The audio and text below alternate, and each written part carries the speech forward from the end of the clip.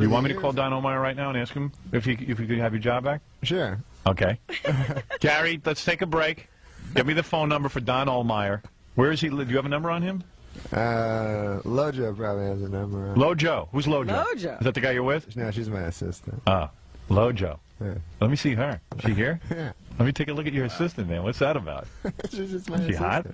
No, she's not hot. Really? She's not, I don't want to say that. You just did. He just did. He goes, I don't want to say that. No. Is she like a sexy assistant? No. I don't What? want to. You know, she's a very nice girl. Lojo. So I don't want to say she's not hot. You know what Lojo rhymes with? But, bloke. Yeah, well, shh. Sorry. It actually doesn't rhyme with that, No, does it it? doesn't. No. Lojo. Yeah. I brought my friends Lojo and Frank Sebastiano and Artie Lang, my buddy that I did this movie with. So a shout out to Jim Downey, and I'm thinking about him because Norm so loved him and admired him, and a shout out to a very special person, Lori Jo Hoekstra, who was Norm's, right hand partner in crime, and she. I did have a chance to speak to her since this all happened, and she's just such a lovely person, and I'm thinking of her because she just did so much for Norm over the years, and Norm was so lucky to have her. So I just wanted to address those two people who I think deserve our love and thoughts right now. I was talking to Lori Jo. And I asked her if it's okay if I related this, and she said it was okay. But she said that not too long ago, someone asked Norm about the moth story that he told on our Tonight Show, and that she said, the guy wanted to know what made you have the nerve to do that, and that he said that, it was that goddamn Frank Smiley. He said, I was only supposed to do one segment. And then suddenly in the commercial break, Frank came over and said, you're doing another one, because whenever I had Norm, I was greedy. I wanted more Norm. I always wanted more Norm. And so he didn't know that we were going to ask him to do a second segment. He had nothing planned. Absolutely nothing planned. And so as recently as not that long ago, I think this was a couple of months ago, he was telling somebody, damn it. That was Frank Smiley. Hey, get back out there. Conan wants more. So he heard that joke from Colin Quinn. And he did the segment, and it was he had 7 minutes prepared. Yeah. And so he basically you said, and then he's done. He's done. You say, we'll be right back with more Norm. And he goes, I've got nothing to say. Yeah. So then he remembered the Colin joke, and it was a 20-second joke. So he asked you, how long is the segment? And he was hoping you'd say 20 seconds. Right. But you said 7 minutes. Yep. So it became a 7-minute joke. Yeah. I said to Lori Jo today, I said, on the flip side, because I brought this up, and I said, on the flip side, if in a magical world, Norm had been presented with all of this incredible praise, he would have found a way to deflect it. Ridicule Probably would have it. made his skin crawl. Yeah, somewhere. exactly. Yeah. And so, he wouldn't have this might have been the way he wanted it, but.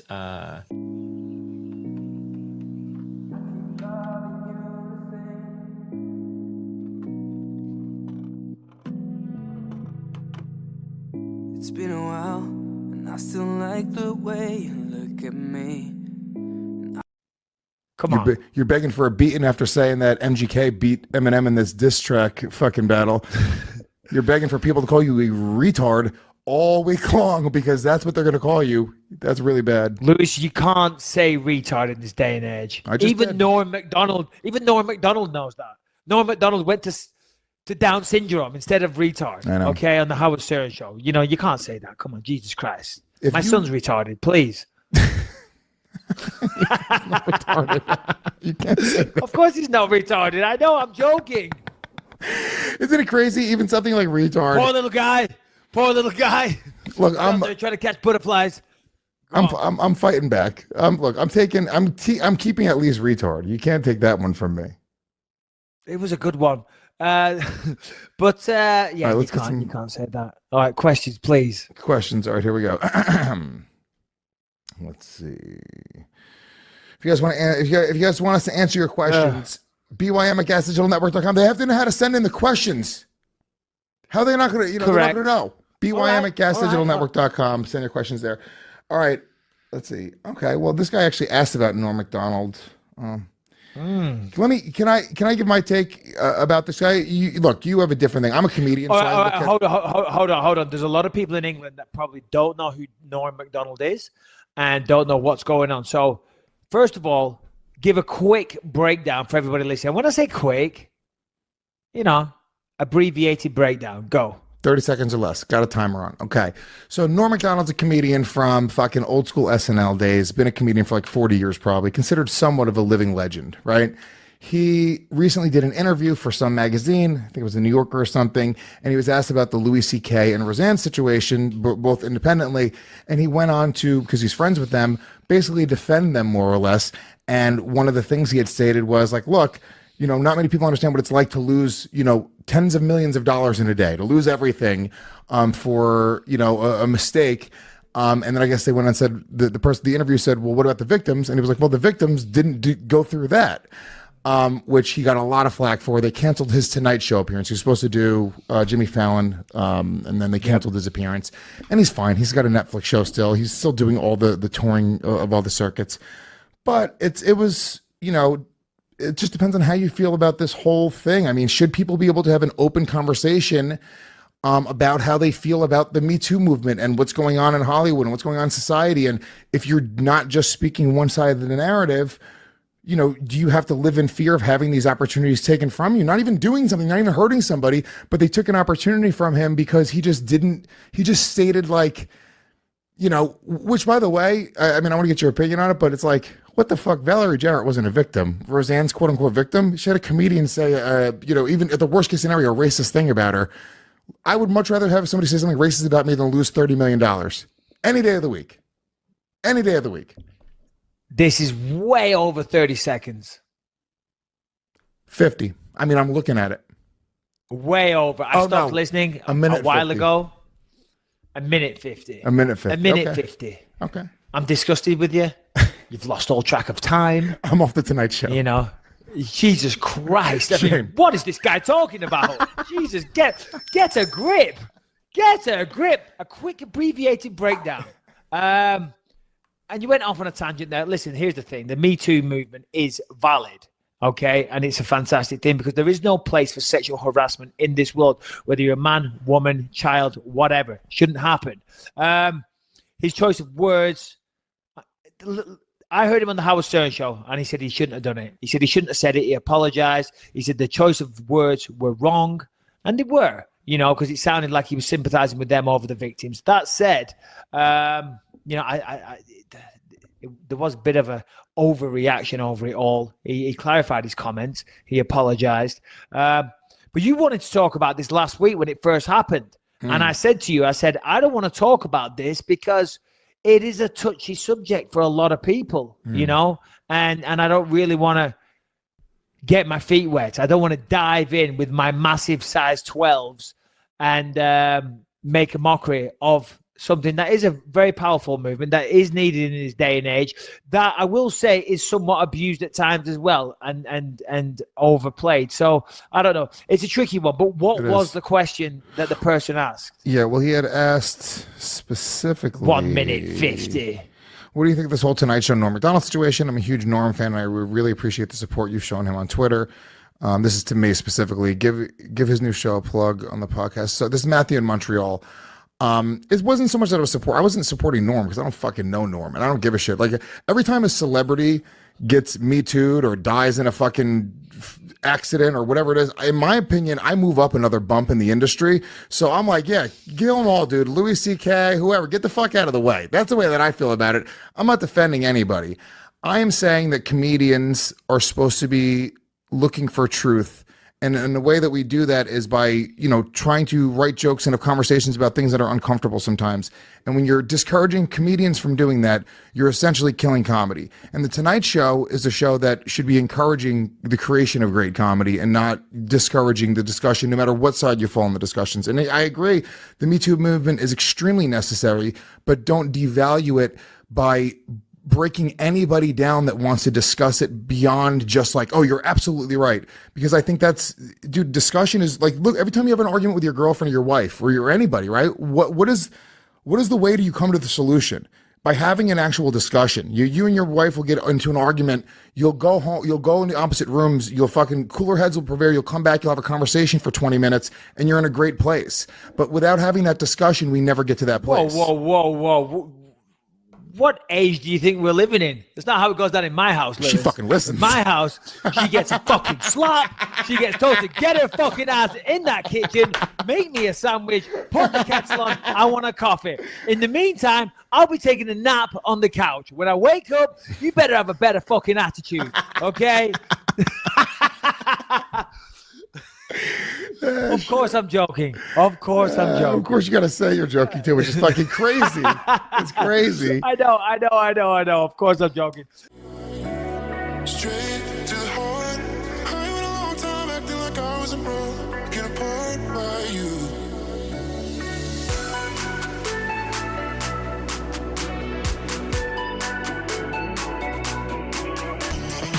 They were asking you about Louis C.K. Yes. and Roseanne. Now, Yes. Roseanne was someone who gave you one of your first breaks in My show very business. first job, yes. You were actually writing I on love Roseanne. Roseanne, yes. And Louis is a friend of Louis yours. is, the greatest comic there is. And in the defense of them, somehow you got to this point where you said, Well, hey, it wasn't really a defense of them. They asked me, what do you think of Roseanne, and what she did, and how she's doing. That's what they asked. yes, Because I've been in touch with her. Yeah. So the day it happened, I phoned Roseanne because I know Roseanne, and she was crying, and she was so, upset.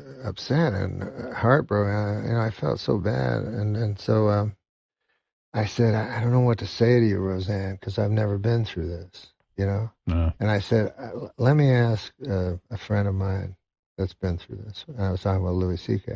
Yeah. Now, Roseanne had been really hard on Louis C.K. Yes, when he Yeah. was in his controversy, Yeah, she before- blasted his And this ass. was before he got, Right. written up. Yeah. She said, she named him. She said, fucking Louis C.K. is doing Right. a lot of bad things. So, So you had the idea that they should talk to one another. Louis did. I talked to Louis, and I said, I was worried about Roseanne because Right. I talked to her for 2 hours in a row. I was just crying the whole time, and I was like, I'm kind of worried about Roseanne. She's not the strongest person mentally. Right. And Louis said, I think I should talk to her because very few people have been through what we have been through. This particular, a very peculiar event where you say something or you do something and your career is wiped out forever. And this happens instantaneously.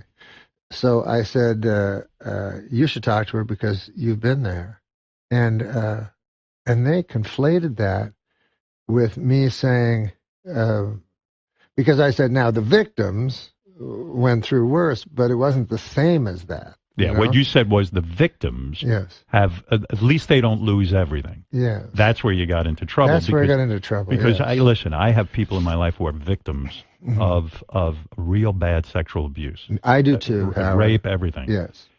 And they go through. It destroys their life. They're never the same. Oh, of course not. Their whole bodies shake at the thought of it. Some of them even black out when they think about this thing. It's horrible. So I know that. And of Yeah. course, you'd have to have Down syndrome.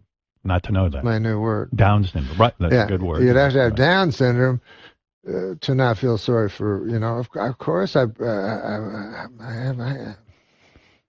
Me Too is what you want for your daughters. You know what I Yes, mean? And of course. you want that to be the future world, of course. Right. And I meet all kinds of women that have the terrible stories, about what's happened to them. So But I what- wasn't talking about the victims. I was talking about, they asked me about Roseanne. They asked me about Chris Hardwick. They asked me about Louis, and I told them, like if someone murders someone, and goes to jail, right? Right. And then he gets out of jail after 10 years. And you go, I'm going to give this guy a job washing dishes because he's done his penance. Right. Nobody goes, well, what about the people he murdered? Well, of course, they had it off worse, Yeah. But I'm talking about the murderer. Give him a dishwasher job, So do you think that the writer somehow merged all of these thoughts into one thing, or do you feel you were quoted inaccurately, or do you feel like you were treated fairly? Well, I don't know. The original writer was for the Hollywood Reporter, right? And he wrote it, and that wasn't the headline. Right. And so I don't know if he even noticed or anything. And then another place called Vulture, which is a WW computer. Yeah. They wrote, Norm MacDonald defends Louis Anderson. Louis C.K. Louis C.K. You can't defend Louis Anderson. What did he do? I defend, it says, in the headline, Norm MacDonald defends Louis C.K. and Roseanne Barr. And I never defended them. Guess we're not in LA. It's not as scary. Oh. Well, I'm saying LA is. Dang. You can feel it. You can feel it. Do we race downstairs? No. You just want to go downstairs. Yeah, I do too. Fuck it. I want to go downstairs. No, you don't want to be in an elevator. I was say I don't want to take the elevator or go down 64 flights. It'll be done. 5 years. You'll be like. It's 4th of July and it's a Trump Tower. I understand. Let's just talk about this. What's the most exciting thing that has happened to you this year? The most exciting thing? Mm-hmm. Do you get excited? No, I don't remember anything exciting happening to me. I mean, that earthquake was something else, wasn't it? Yeah. The fault line. Reminded you of that that Giants World Series. That's right. Another endless day, nobody's gonna change. You won't ever leave. On my mind again, I'm still not tired of it. Can make you want me. And I might act okay, say things will stay the same. Say I'm all I need. Texaco Oil, reeling from the public outcry over racist remarks made by some of its top executives at a tape-recorded meeting, today announced a dramatic change in company policy. No more tape-recorded meetings. 4 Wisconsin men have been charged with felony hate crimes after burning a man's buggy simply because he was Amish. If convicted, the men face up to 25 years in prison. But furious Amish leaders say that is not enough. They want the dunking wheel.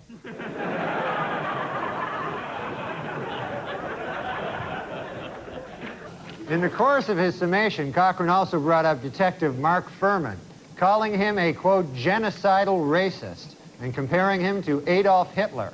Furman later responded, after all the things he said about me during this trial, it's a little late to start sucking up now.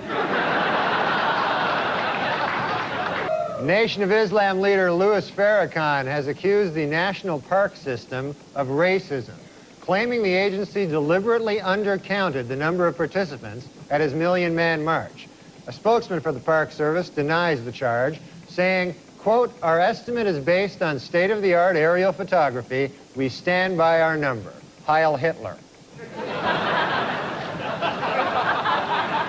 Last week, as Pat Buchanan announced his decision to run for president, several people jumped on stage chanting, Buchanan is a racist. As security began to wrestle them from the stage, Buchanan stopped them and said, let them continue. That's my slogan. Now, what do you think about this dog, the bounty hunter? Have you been following that at all, Norm? Oh, that guy, I mean, to me, that sounds racist.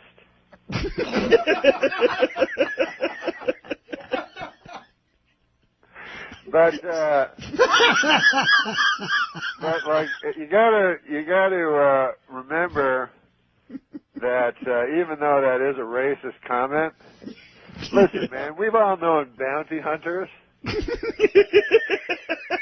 our time, and they have that thing like curse like a sailor. Well, that could go for bounty hunters just as well. They just chose sailor. Those guys, I mean, they're not like you or me, Now they're bounty hunters. If you choose that as your career, you're a bounty hunter. Listen, some salty language is not going to be a... You may as well just be a longshoreman. No, there's nothing worse than bounty hunting. Norm, you're a genius. All right, we got a couple of minutes left. Anything else you want to lay on the listeners before we leave today? That was funny, that bounty hunting thing. Seems like he's going to get a pass on it, right? I don't think so, Norm. I think he's in trouble. Are his bounty hunting days over? Where's he go from there? We can't keep you on. I'm sorry, but, you have to... you have a public image of hunting down criminals in their hotel rooms, diving at them in the middle of the night and beating them up. We can't have you saying racist things.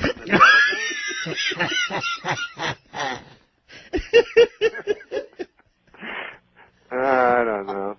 All right, Norm, I'm going to put some oxygen on my face here and recover. You're going to be on every Friday now? Yeah, that'll be fun, right? Oh, are you kidding me? I'll be like your Pete Barbuti.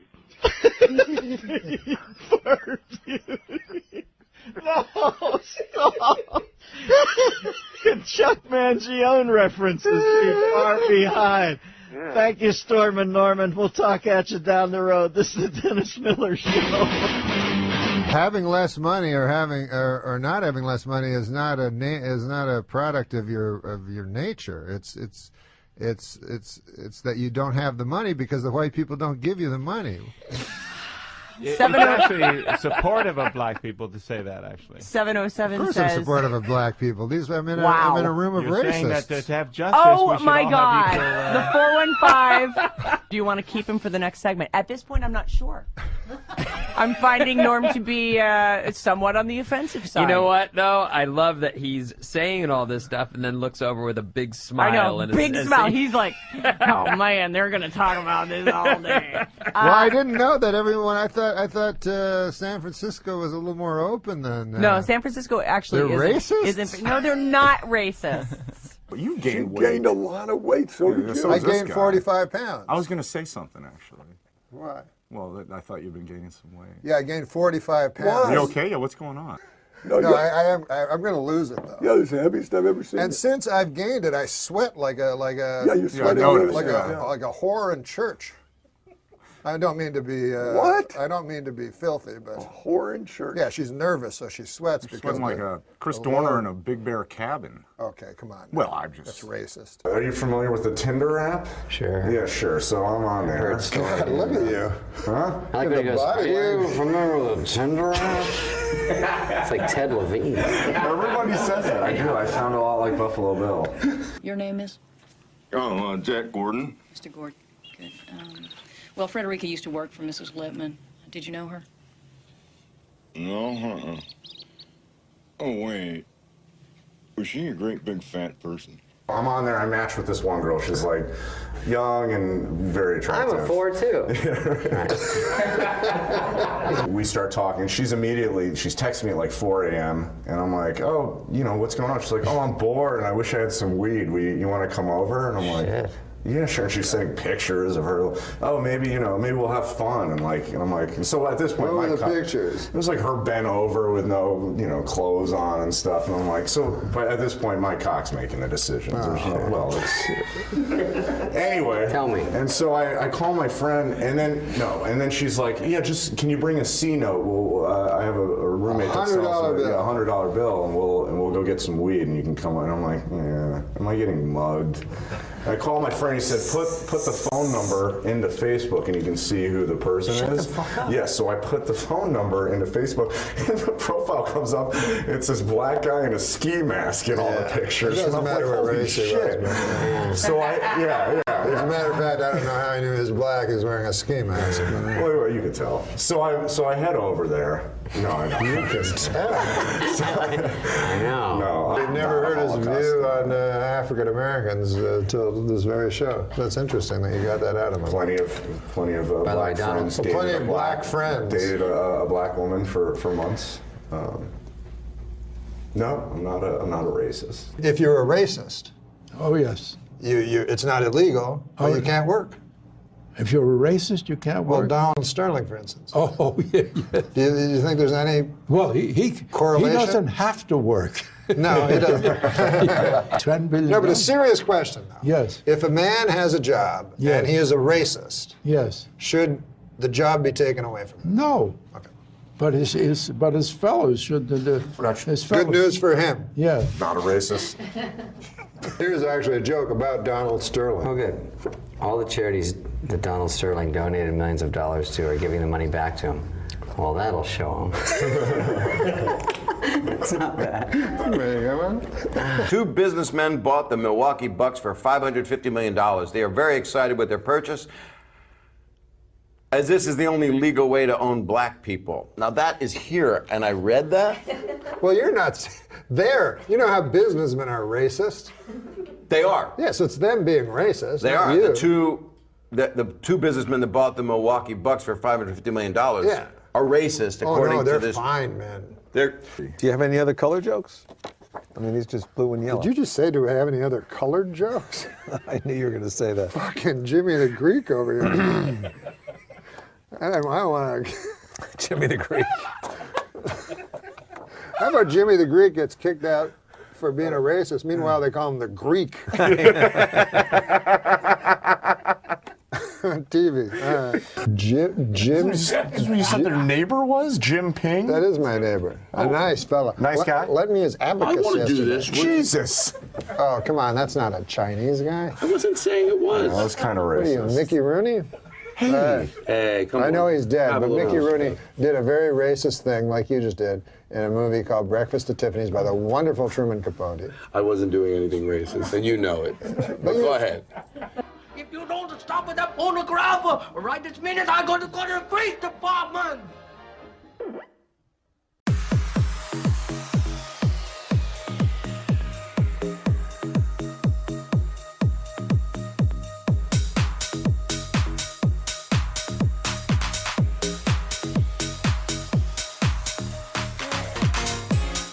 You know what I read today? Yeah, in the what? Inquirer, that Michael Richards was attacked at that pink yogurt place. Oh, he was attacked? Yeah. Well, that's another thing that's sort of scary is, first of all, Mel Gibson has a career that he could hurt. Michael Richards doesn't really. Wait a minute, Norm. I believe Super Dave was going to tell a joke there. I'm kind of. I'm sorry. I thought it was really No. Well, it seemed to me that he was going to say something because he wasn't being serious. And then you said some. Super Dave, was there a joke there? No, Norm. No. I was telling the truth. Okay. That I read where he got these punk kids ran at him and slammed his car and everything, tried to turn it over, and he ran away. Right. Yeah, because I'd be very frightened because, like Mel Gibson, if you make fun of Jewish people, then it's not like you're in danger. But What? If you're driving What did you around, say? You heard him. Uh-oh. Hey, here's the thing, and I'm going to say it again. This is a very funny thing that happened. Marlon Brando, remember, said that Hollywood ran, the Jewish people ran Hollywood. That's right. Yeah, but Marlon Brando. And then he had to apologize. Marlon Brando and then they let him work. Say anything. Marlon Brando lived. Well, listen to Norm MacDonald and Super Dave argue about the Jews. Marlon Brando lived behind a cardboard cutout. What? He lived behind a cardboard cutout. He was 900 pounds. So he can basically say anything. No, but don't you think Michael Richards would be kind of in peril? And Well, but I don't think he had a career. no, I'm saying just physically. Hey, did you cut us off? I didn't. Are we just talking? Yeah, you guys. We're not even on the radio. You haven't been on for the last hour, but it's great. So great. I haven't talked to Norm in about 3 weeks. Jonathan, don't you think have that Michael Richards may have his life sort of in danger? Yes. No, I would move to either Tucson or Idaho. Yeah, or Wisconsin. Why, is Wisconsin good too? You know what I'm saying? Yeah. You mean like just a shack in the woods or something? Or Boston. He could move to Boston. Yeah. Stay hard. Wait a second. No, wait. You know the joke about B.B. King's wife? No. You don't? No, I don't think so. B.B.'s having a birthday, so she wants to surprise him. So she goes to the tattoo parlor. She says, put a B on one cheek and a B on the other. So the guy does it. She goes home. B.B. comes home. She opens the door, bends over, drops her shorts, and says, surprise! He said, who's Bob? that's racist. There it is, ladies and gentlemen. There it is. The one and only Super Dave Osborne and his joke about baby. Yeah, tell that to Michael Richards, man. Why, wow. That's not a racist joke. Yeah, sure it isn't. Who's Bob? Yeah, you know, that's the way you want to broadcasting in stereotypes. 97.9 I'll tell you FM. what, let's do it this way. Yeah. Bob Hope's wife goes to a tattoo parlor. No, but you chose an African American. Well, but Bob Hope is dead. Yeah. Go ahead. And she says, put a B on one cheek and a B on the other. She comes home. Bob Hope comes home. She bends over, pulls her pants down, and he faints.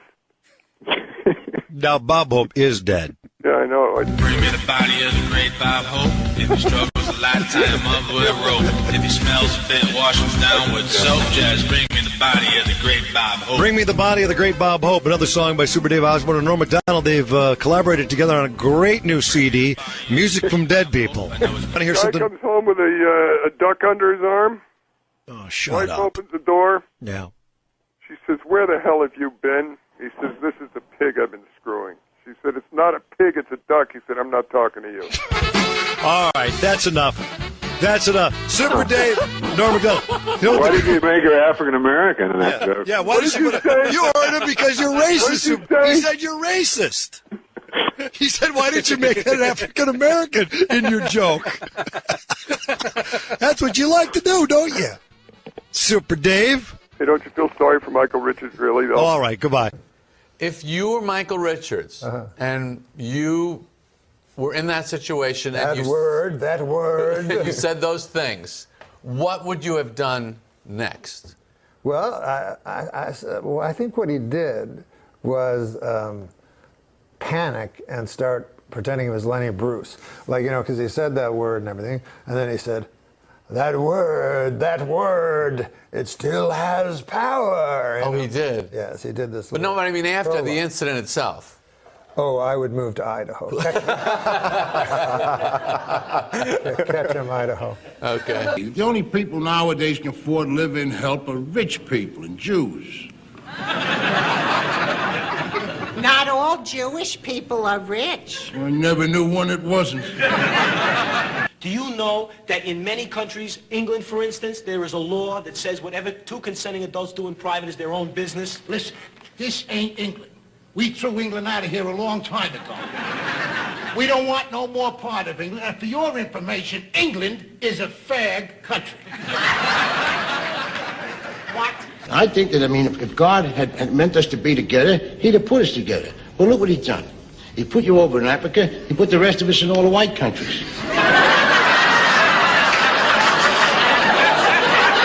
I think most of the audience was laughing with Archie Bunker. Of course. A lot of people were laughing with Rob Reiner, the liberals and the conservatives. Yeah, Archie, you tell them. Well, I think if you were neutral, you would agree with Archie because he was the funnier guy, the lovable guy, and he usually won the argument. Yeah, and Rob had the beard. And he was strident. Yes. Or maybe we're just racist. When I look into your eyes, though, I'm not joking. I've never had a talk show host say that to me. When I look into your eyes, I see... and I've done hundreds of talk shows. I see an eternal being. Thank you, Norm. What a lovely thing to say. So do you think there is such a thing? And as what? As a supreme being? No, an eternal being. I think we all are. Oh, what surprises you about me? What surprises you about me? You mean just during this interview? Just in general. You seem kind. That's surprising? Uh-huh. Because I would think you were cold. Right. And yet you're warm. Oh, thank you. And in your eyes, I always go by eyes. Again, I always go by eyes. You should.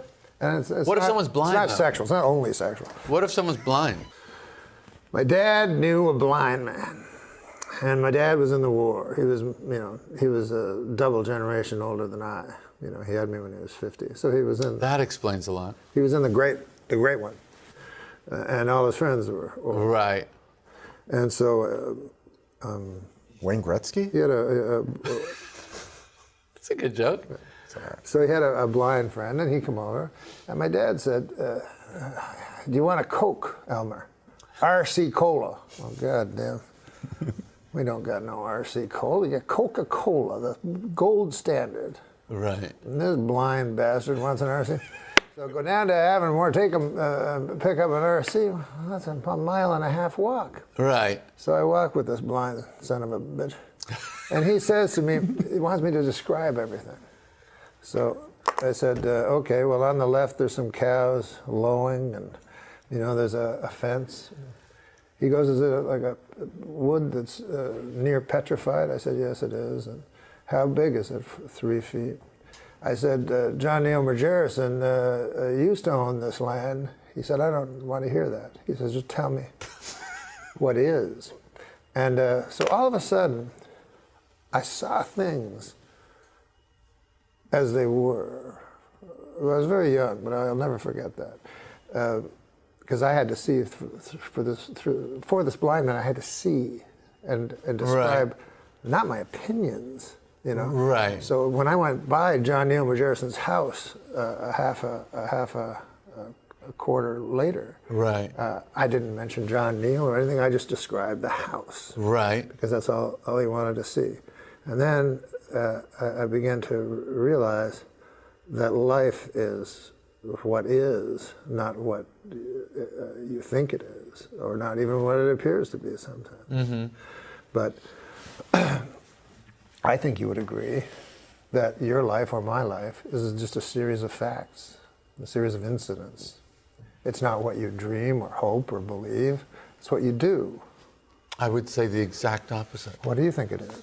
First of all, you mean to tell me this does not end with we suddenly realize, why the hell are we getting this blind man a different brand? That's not the punchline? Oh, no, there's no punchline. Oh, my God. I thought I was being... Didn't you see a million miles away? 1,000%. Why are we getting a different brand Coke for a blind man? That's not where we're going? Well, he didn't... His sense of taste was expanded. He doesn't drink it through his eyes. I guarantee you could fool a blind person with an off-brand Coke. But anyway, let's go back to your question. Is life the facts, or is it what we think it is? And I would, to me, the facts are somewhat irrelevant. And what you dream, hope, imagine is the reality. Our life is the perfect testament to that, because everything we are is only because we imagined it. Yes, but you imagined it into being, and so the being is what's important. Yeah, no, because the imagined made it. What if you just sit at home and imagine things on your chair? Are you just a person sitting on a chair, or are you what is in your mind, the imaginings of your soul? The imaginings. The real world is not this. Mm-hmm. These are props. This is the trunk. Is this the real? The act is in here. Is this the real world? If you were really funny, you would have poked me like Mo. I mean, there's a reason that we don't look at each other in the chest. Isn't there? Yeah, but we take notice of the chest. Oh. We look in the eyes, but we also look around. You like a chesty lady, right? I'm not. Oh, God. I know it's time to close my eyes to what and open up to new friends. Leave my heart in Berlin, where the tables turning, seeking up. What's next for Jerry Seinfeld? We'll find out. After this? No. Oh. Because you're a young man. I'm 62. What? Really? 62. Look how lucky you get. Look good. Yeah. Looks a lot better than me, and I'm 68. Dreamlike. How fast did that go? I found it dreamlike. Me too. It's a wonderful thing. Yeah. There's something beautiful about this one. I'm so glad. joking. I'm not being ironic. No, I really loved it too. It was great. Oh, that's great. So too bad this guy was here. Yeah. Oh, you watch the Saturday Night Live show? Yeah. What time's that on now, Paul? Huh? I say, what time would that be on? It's like it's 11. It's live. I think. Yeah.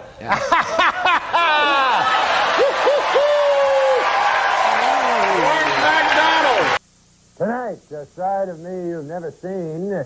My evil twin, otherwise known as Norm MacDonald, joins me for an evening of comedy, revelry, and fashion tips. Also with us, comedian David Spade.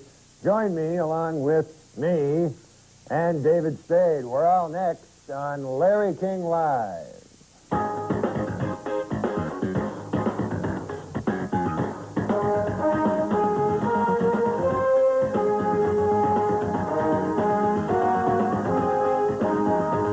Welcome to Larry King Live. Tonight, a very special guest, the Iron Horse of broadcasting.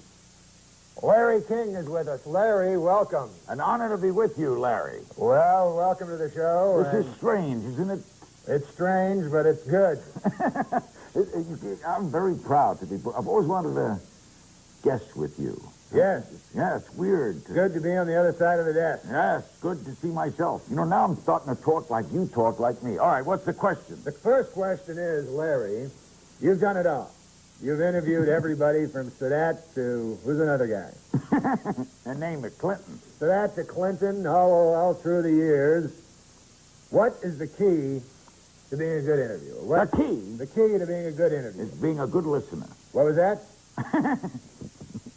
A listener. You have to listen. You have to listen to the answers, Listen. which gives you the next question to ask. The next question to ask. In other words, if you're a good listener, you ask me, like, who was your favorite? I see, and then I answer, and it surprises you. So you say, why? Or what did he do that made him I your favorite? see, all right. You gotta be engrossed. Engrossed in the the guest. subject. Yes, the guest counts. The guest is everything. Not the host. Not the host. The guest counts. I'm the guest. Fair enough. Host Well, me. Then let me ask you this. Of all the people that you've ever interviewed over the years, how many people would you say you've interviewed? 40,000. 40,000. That's what they figure 40 years, about 1,000 people a year. 40,000 guests. Now, who was the physically ugliest guest you ever encountered? The ugliest. Ugliest. The Elephant Man. You ever interviewed the Elephant Man? No, we tried. He was ugly. But we didn't do. We almost had Siamese twins once. Really? Didn't do them. Then you're saying Siamese twins are ugly. They were connected at the head. And that would have been difficult. Not attractive to you? No. Would you marry a Siamese twin? Now stop that. I didn't come here to be insulted. No, but all right. So you never interviewed I'm the trying Elephant to think if you asked a good. No, I did not interview the Elephant Man. I'm trying to think of the ugliest man I have ever interviewed. The ugliest man. Who's the guy who produces Saturday Night Live? Lorne Michaels. That's the man. Yes, I've met him. He is hard to look at. Not easy on the eye. No, not. It's hard to interview people like that. Not easy on the eye. So you're saying, Larry King, that you find conjoined twins ugly? At the head, yes. At the head, they're ugly. At the hip, they're not ugly. But at the head, it's grotesque. It's grotesque. Don't you think it's grotesque? No, I find all humans beautiful. Larry, that's why we love you. That's right. That's right. Oh, what now? Now, let me ask you this. What? You are a very happily married man now. Very. How many times have you been married? 6. 6 times, and now... Finally. 6 is the charm. The right girl came along. Shauna. A lovely Shauna. I woman. call her Shauna because it's like... And how long have you been married? 7 months. 7 months, which is a record. No, this is the first... I've been married, Larry, but I've never been married. Married. This is married. Married like... She's my friend. Like, I love her. I see. That's what Clinton says about his wife, isn't it? I came to the show expecting the best. I didn't expect to be humiliated this way. Well, let me ask you this, Larry. You're married. Yes. 6 months. Yes, 7 months. 7 months. See, you got to listen. Okay, 7 months it's been. And yet, you started necking with Marlon Brando on the air. What's that all about? Marlon grabbed me. Uh-huh. It was him, not me. So it was him. It was him. He kissed you. Out of nowhere, he kissed me on the lips. Oh, my Lord. And I tell you the truth. He was aroused. I can't stop thinking about him. Was he aroused? Was he aroused? That's a journalistic question. That's correct. And if Ed Bradley's here, I'll have him ask it. I had no idea. I was shocked, Larry, when he did that. Shocked when Marlon Brando kissed you. Absolutely. Wouldn't you be? I would enjoy it. Are you? Never mind. Am I Larry King gay? Was that your question? Yeah, that's what I was going to ask. Yes. I'll come out of the closet right now. On your show, I, Larry King, Irreversibly gay. Irreversibly Yes, gay. that's what the doctors have told me. I had the quintuple bypass, and then they said there's a slight side effect. Don't ask, don't tell. Don't ask, don't tell, exactly. All right, what's next? What do you have another What's next? Let me think. Quick question, favorite SNL performer of all time? SNL? Saturday Night Live. My favorite Saturday night performer of all time. Norm MacDonald's way up there. He's going to be on the show tonight. He's terrific. He's funny. Very funny. Why is he leaving? Why is he leaving what? Why is he leaving Saturday Night Live? Well, I don't know too much. You got to listen to answer. You don't like him, do you? I don't care for him. Belushi was way up there. But if I had to pick a McDonald, Belushi, very strong. And the guy, Dennis Miller. Dennis Miller, terrific. Right, Terrific. bright, intelligent. Very bright, intelligent. We have about a minute left to my portion of Guess With You, because I've got to go. Well, I wanted to bring up one thing. Not only are you master of the medium of TV, you also write a column in USA Today. I do, every Monday. I have it with us. Yes. I have it with us. Every Monday, you write a column for USA Today. Correct. And you read USA Today? Yes. Terrific paper. Right. Terrific paper. Now, I've got your Monday, April 6th column. I'd like to quote something for you. Here you say, Kathy Bates is sensational in primary colors. Yes. Still feel that way? Why would I change? You mean, on reflection, she's not sensational? So you're saying on reflection, she's not sensational? No, I'm saying Thanks for having me on. Wait, I have another one. Which one? It says here, I haven't seen kids shooting marbles in years. I haven't. Still feel that way? Now, what about this one? For my money, of all the guests I've ever interviewed, the Elephant Man was the ugliest. Did you not tell me you never interviewed the Elephant Man? Yes. So, one of us is lying, in print or on the air. Exactly. Exactly. Larry King, good to have you with us, sir. Thank you, Mr. Starr. And we will be back. We'll return with David Spade, a funny man, and Norm MacDonald, an even funnier man. Stay with us. You say I don't listen. I tell you I try. And we both got our own problems. There's no chance of you running for president again? No, I don't think so. Oh, really? Because, it'd be good for me. Kind of help keep you on the front pages, Now, believe me, Norm, running for president doesn't always keep you in the front pages unless you, of course, take a dive off the podium. Yeah, that did get a lot of coverage, didn't it? Yeah, and thanks for noticing here on Saturday Night Live. I appreciate it. I don't write a lot of this stuff. How do you? Yeah. Some of my strongest material comes from real life. Real life? Like, for instance, today I was driving in a car. Mm-hmm. You were kind enough to bring a car to bring this old chunk of coal here to the studio. We send cards for our guests, yes. Yeah, so I got in it, and I get material that way. So my driver... What do you mean? How do you get material that way? You get in the car, and what happens? My driver tells me a joke. Guy goes into a dentist's office. Yeah. Dentist said, "What are you doing here?" He said, "I think I'm a moth." A moth? A moth. He said, "What?" "I think I'm a moth." He said, "Well, you have mental problems. You need to go see a psychiatrist." He said, "I know." He said, "You're in a dentist's office." He said, "I know." He said, "What are you doing here? Why did you come here?" He said, "The light was on." That's a good joke. It's a great one. And you're going to tell it now on the show. Yeah, that's how I get a lot of my material. Okay. Why don't we just have him on next time? That guy. No, wait till you hear me do it. So the guy, he goes, I say, I'll be the guy. Okay. A moth goes into a podiatrist's office. A moth goes into a podiatrist's office, all right. You are correct. When I came to Hollywood, Andy was a good friend to me. Oh, he was nice to you when you first came here? He was absolutely. We had nothing, Mm-hmm. We were just starting out. I was working at Artie's Deli coffee shop. bussing tables, you know, and stuff like that. And he was always there to help me and stuff. He was the first guy I actually met. He was he had some pilot on the TV and stuff, and he was really so sweet to me, you know. And he said, I want to invite you over to a Hollywood party. No, I was just a farm boy from Canada, you know. Sure, yeah. And Canada, yeah. And a big nation up to the north. Sure, yes. Powerful nation. Lovely people. So I said, wow, here's my, Andy Richter's going to show me, I'm going to go to a Hollywood party. How exciting, you know? So he said, it's going to be a pretty wild party. You know, I'm not used to wild parties. I said, what is a wild party there? You know, I don't get out much. He says, he's like a little drinking, a little fighting, a little fornicating, you know? I said, wow, man, that sounds pretty good. I said, what time should I show up? He goes, anytime, it's just the two of us. Now,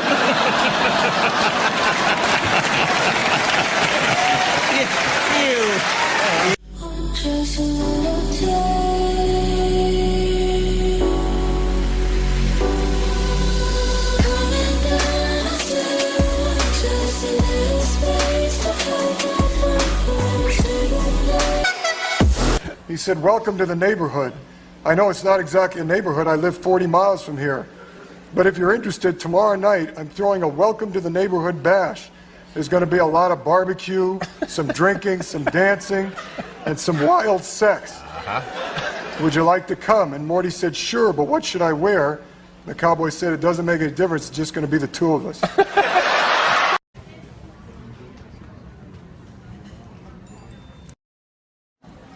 all right, in the airport, SFO. Wait, you want to be on it?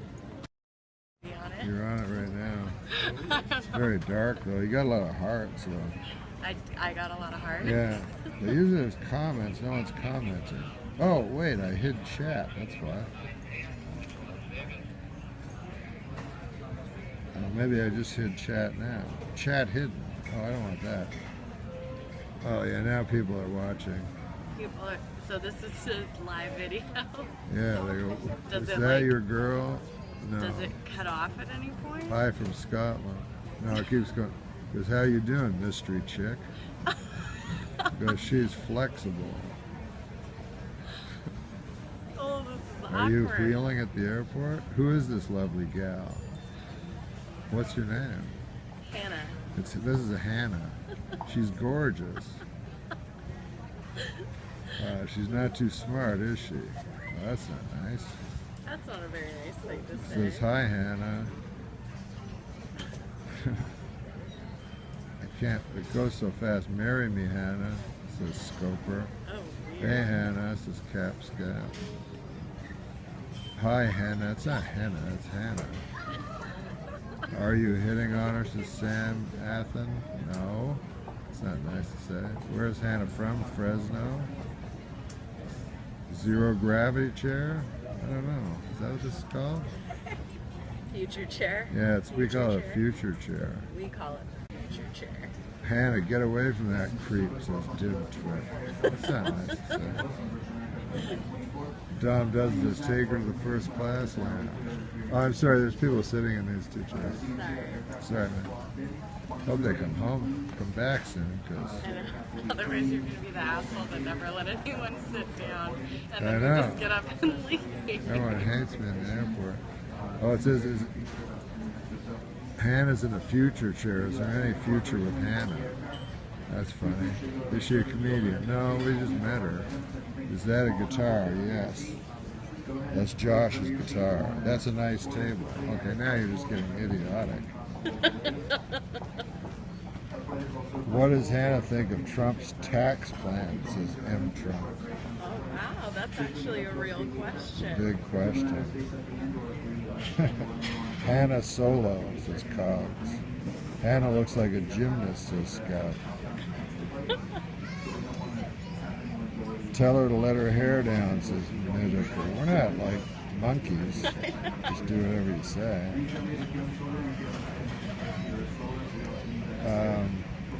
Does Hannah like fat guys from Wisconsin?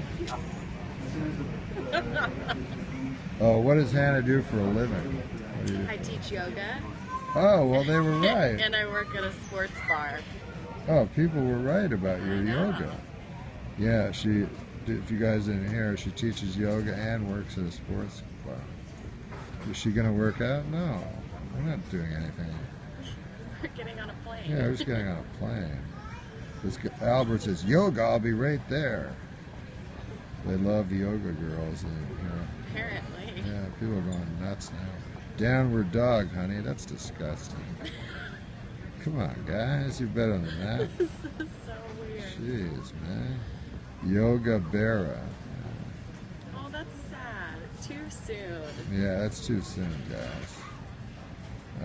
Will she be drinking on the airplane, says Mike? Not likely. A little too early. Unlikely. A little too early. Enough of Hannah, Georgia or Alabama. Go Dogs.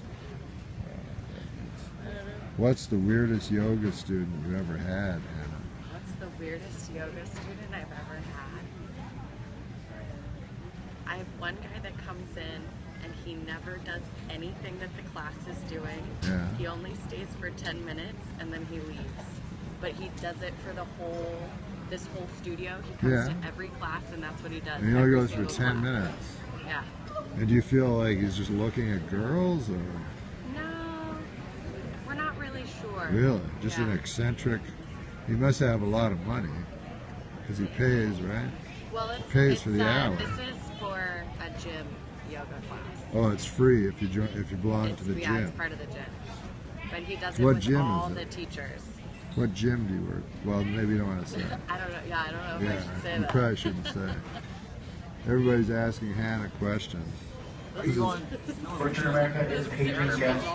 Oh, now you want to. Kwai Ling Park, please make your way back. Where would Hannah go if she could travel through time? What happened to low jump? Low jump.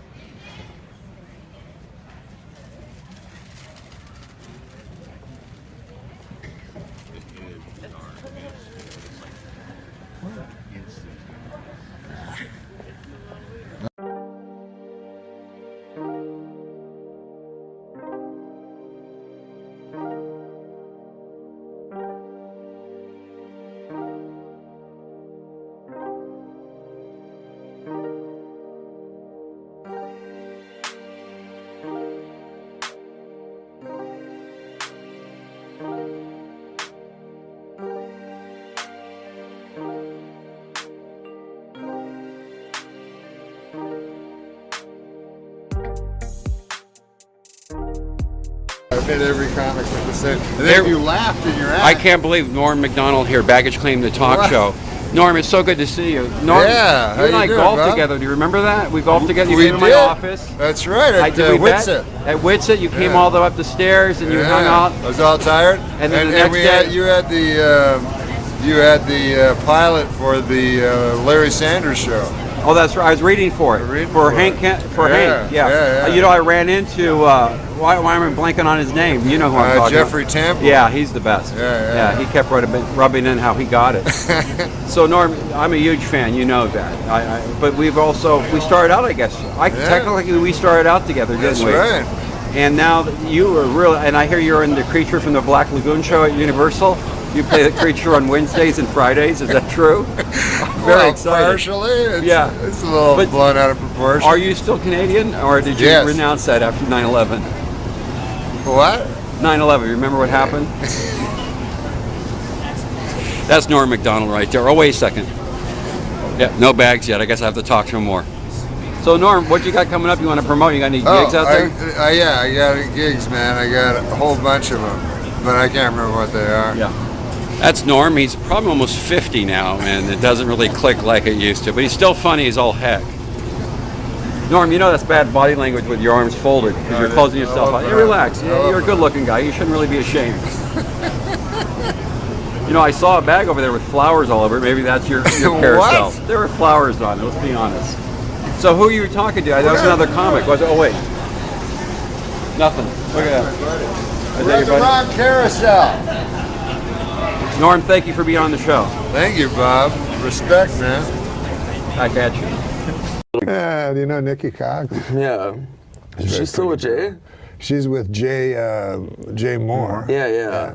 But when she was on my TV show, she was with Bobcat Goldthwait. Oh, that's right. Yeah.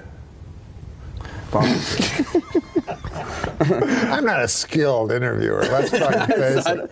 I'm not a skilled. But what do you think is wronger? Wrong in more wrong. What would you think is more wrong? Having sex with a child, human being, or an adult pig? Like you've got to do one. That's the You got to options. do one. Yeah, you're on a deserted island. But do you actually think that they would like a man's sperm? A human being's sperm? A woman? Well, who? A woman. A woman would like a man's sperm. Well, yeah, she's been biologically programmed In her through mouth? millennia. But to in your eat mouth, pig like, cum. isn't that stuff like living? Isn't that like aren't those animals, little tiny tadpoles or something? I didn't know it was going to have to get this deep. All right, then. Are you doing this to be a funny thing, or do you really have to kind of I'm doing feel it. No, I feel that I have an oral fixation. You know about that. I If don't it's have not that, this, by the way. If it's I don't not like this, I sucking go cock. straight. You don't like sucking I don't like cock? sucking cock. I mean, I have done it. Yeah, I wouldn't like it. You know why I wouldn't like it?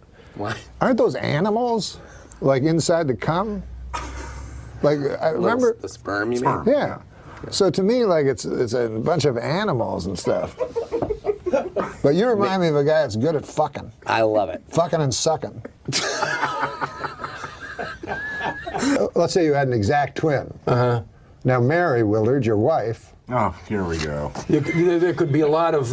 Wouldn't you go like, how do you not find him attractive? Do you know what I mean? That's true. He looks exactly like me. Yeah. And he's much better at sucking and fucking.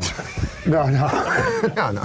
I only smoke pot 4 times a week. You're just saying it casually. They're like, you smoke more than that. Like, relax. What are you afraid? I'm not admitting I'm like you. 4 times a week seems like a lot to me.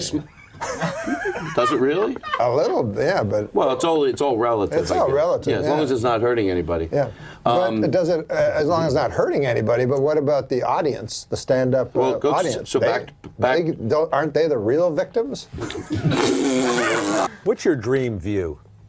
You mean the show, The View? Yeah. The Who would guests? what 4 or 5 ladies would you want on there? Ooh, that's a great question. Susan Yeagley.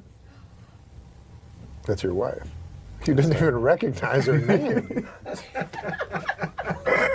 It's your betrothed. Betrothed. I had moved up from San Diego. Polly's like, come, move up. And then I had no place to live. So I slept in my truck for like 3 nights. And I slept at the parking lot at the comedy store. And I had no money, and I was broke. Both? Yeah. You hungry? I go, yeah, bad lieutenant. Open your mouth. No, you didn't. Like a baby bird. Yeah. Okay. So, yeah, and then he. So you said yeah. Yeah, I go yeah, and he took me Am I hungry? I'm broke and I have no money. What do you think? I'm hungry. I'm hungry. Plus, I want some food. Do you feel you have white privilege? I'm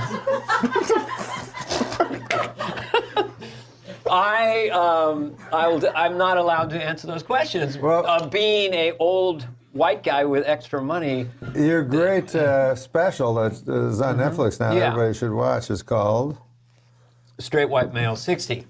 The young people won't like old people. When I was a kid, I got involved with Al Jolson. When they brought, I didn't know How who he old was. are you? What? Well, no, not back in his 1920s. I was just a kid when the jazz singer came out. Charlie Fox. He wrote the theme music to Happy Days, The Love Boat. Yeah. He wrote just about everything. He must make a heck of a lot of money. Huh? I'm going to ask him sometime. Just how much do you make? What would Norman Lear say to that? What? I say, what would Norman Lear say to that? Who's that? Fuck! And now the whole set went quiet, and you hear people going, Santa just said fuck. Santa has just said fuck. And all these kids froze, and then they had a Disney guy. He said fuke. Fuke. It's a Swedish word. Means take a break. We're supposed to take a break. And so he thought when you said take a break, that I would go, speaking of taking a break. Yeah. David Letterman. Apparently he's going to do this show. Really? That's oh my what God. David says. That'd be amazing. And every actual talk show host will kill himself. Yeah, we got the news. I love Mary Tyler Moore. And And I know you were on her TV program. And then when she was your guest, there was this incredible chemistry. And was there ever anything romantic with her? I mean, she must have been very desirable to you. You ever lay down on top of her, I guess. I don't know. Now, wait a minute. You bring up a good point, Norm. The first one of the day. Now, you have a show for 33 years, every day, you do that every day. Yeah. And then, so the show ends, and then that night, what do you think? You think about tomorrow's show? No. It's funny because, as you must know, the human neuromuscular skeletal system is easily programmed, and after 2 or 3. Sure, I knew that.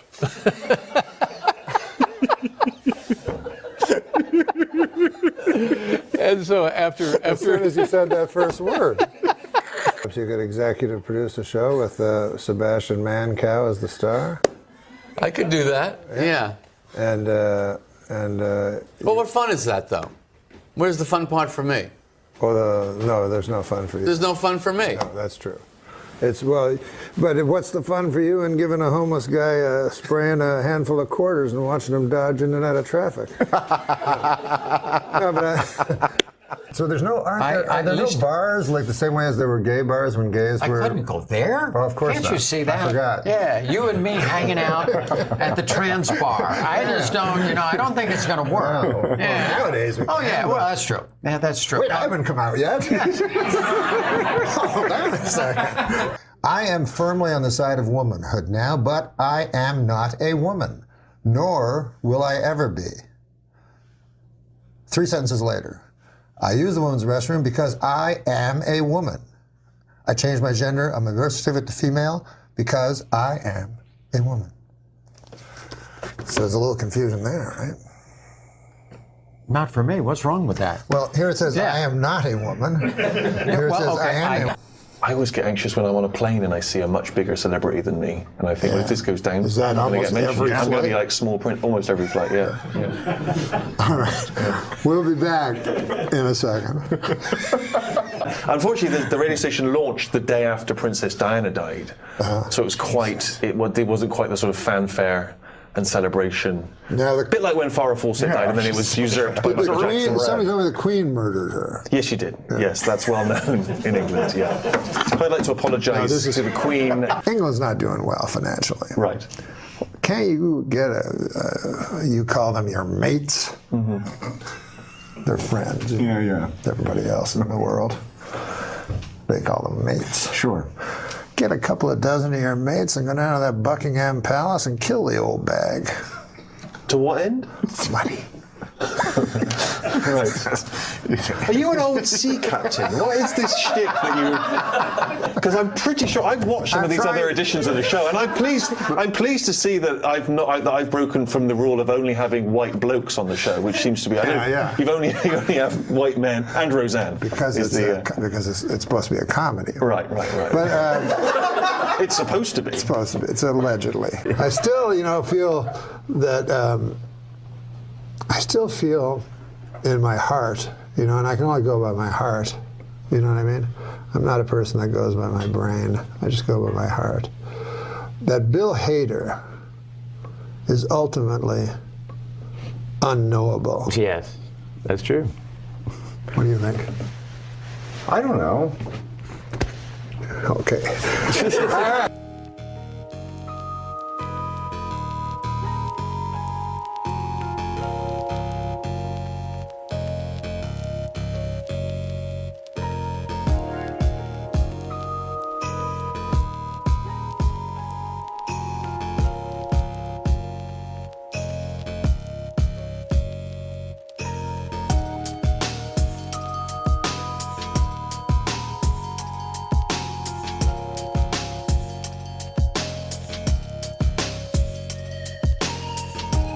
Here, Adam, do a joke. All right. A good name for a dog is Syndrome. That then when he tries to attack someone, you can yell "Down, Syndrome." Don't laugh. It's not. I mean, it's yeah. That's like it was a little insensitive, I guess.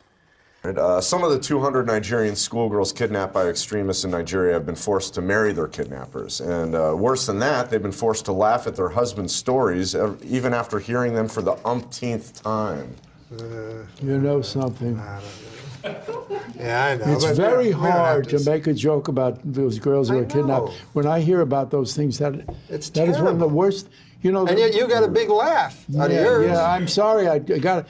Now, as an old-timey broadcaster, do you have other old-timey broadcaster friends? Well, they did. You know, who would they be like? Tom Snyder, was he a radio guy? I knew Tom well. Sure. Arthur Godfrey was one of my heroes. Red Barber, the Dodger announcer. Yeah. I lived for radio and then television, and Mike Wallace was a great friend. I love Mike. He did me on 60 Minutes, and it was really great. They were very laudatory. And he said to me, "We were so good to you, I'm going to kill the next 3 guys we do." Mike was a grand guy. I said, he had dementia at the end. That's funny to you, huh? You know, McDonald, I want to tell you. No, it's a very odd thing to say. If you're looking to broaden your horizons, I don't think it's wise to laugh at someone who had dementia. I'm not laughing at that. I'm laughing that you said. He was you the best. Just said I loved him. Mike Wallace was a great guy. He had dementia at the end. It has heavy-duty grilling grates. Why are you laughing? You think the grilling grates are flimsy? No. No, they're heavy-duty grilling grates. They deliver exactly what you need to achieve when you need to achieve that perfect steakhouse flavor. Why are you laughing? You're making a mockery out of the man grate. I'm pretending I know who Albert Gray is. I didn't. No, Albert Fish. Oh. You're a New Yorker. So anyways, he was a child rapist and cannibal, as I explained. When he says child rapist, you try not to laugh when he looks at you. Oh, come on, man. It's not funny. I know it's not, but I know you want people to laugh. Fish chose his victims. He only chose victims who were either mentally handicapped. Now, don't laugh at this next part, please. But you know he wants you to, right? No. If you laugh at this next part. Okay. And I'm not Fish chose victims who were either mentally handicapped or African American. Oh, come on. Why would you think that's funny? God damn, Fred. Jesus Christ, that was the worst part of the story. But why do you think he did that? What would be the explanation? Why would he only attack? Why would his victims that he chose only be either mentally handicapped or African Americans? Because people in those days didn't care when those people were vanished. You're right. Thinking like Albert Fish now. And prostitutes. That's why they kill. That's right. Prostitutes. Exactly. Nobody really cares about prostitutes. But you're exactly right. That's why Albert Fish killed only mentally handicapped and African Americans. What about? Okay. I thought you'd laugh at African Americans again. That they were.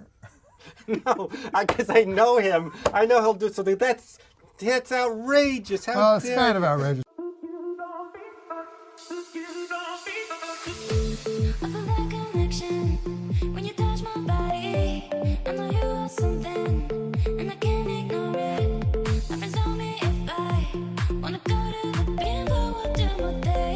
Hey, for the 9th consecutive year, Nick, JetBlue Airlines ranked first for satisfaction among all North American airlines. But you know what ranked least in satisfaction? 9/11 Airlines. What a terrible name for an airline. It reminds me of that tragedy. Oh, 9/11. Yeah, don't laugh at 9/11 again. 9/11.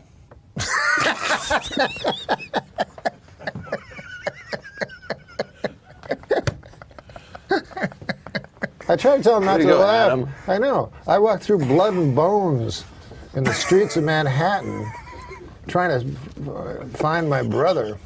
Jesus. Yeah, he was in northern Canada. Do you want to hear my impression of the That's going to be you if you don't lose weight. Do you want to hear my impression of the 9/11 call from Johnny Carson? The 911 call. Yeah, I'm sorry. Yeah. But 9/11 was a national tragedy. Yes, it was. Why do you laugh at that? You said me. Johnny Carson died at 80 years old. Okay, Johnny Carson died at 80 years old. Would you like to hear my impression? Were you in New York when the Twin Towers fell? No, I was in Los Angeles. Well, either way, it was a national tragedy. It was. Yeah, I know. 9/11.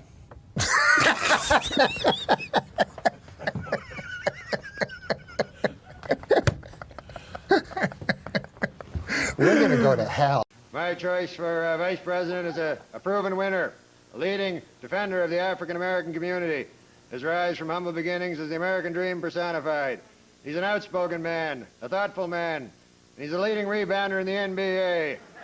His name's Dennis Rodman. Right, Dennis, come on out here, Dennis.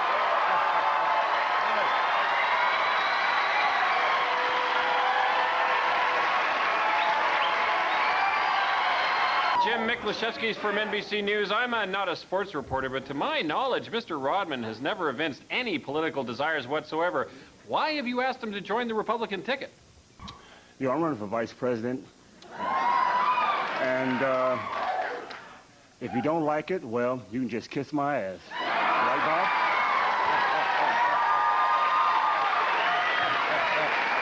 Yeah, that's right, kiss it. Yeah.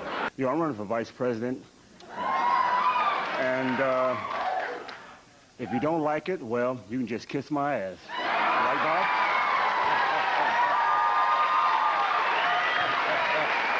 Yeah, that's right, kiss it.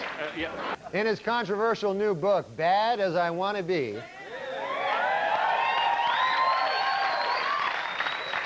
Chicago Bulls forward Dennis Rodman says that the NBA is, quote, 50% sex.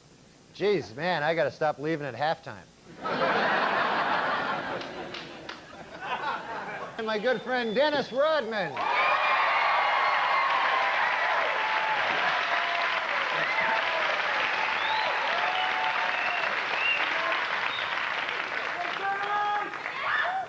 You're not wearing any clothes. You're completely naked. Yeah? What's your point, Norm? Well, it's customary for guests on Weekend Update, you know, to wear clothes. Well, because I'm nude, does it bother you? Well, that's not the issue here, you know. Does my nudity frighten you? No, it doesn't frighten me, but if you plan to be here next fall doing book reviews, I expect to see a major attitude adjustment. You know, and while you're at it, a more conventional hairstyle and some clothes, for God's sakes. You're going to have to learn that there is such a thing as rules, Dennis Rodman. Rules. Do you understand that? Sure. I understand. Well, good.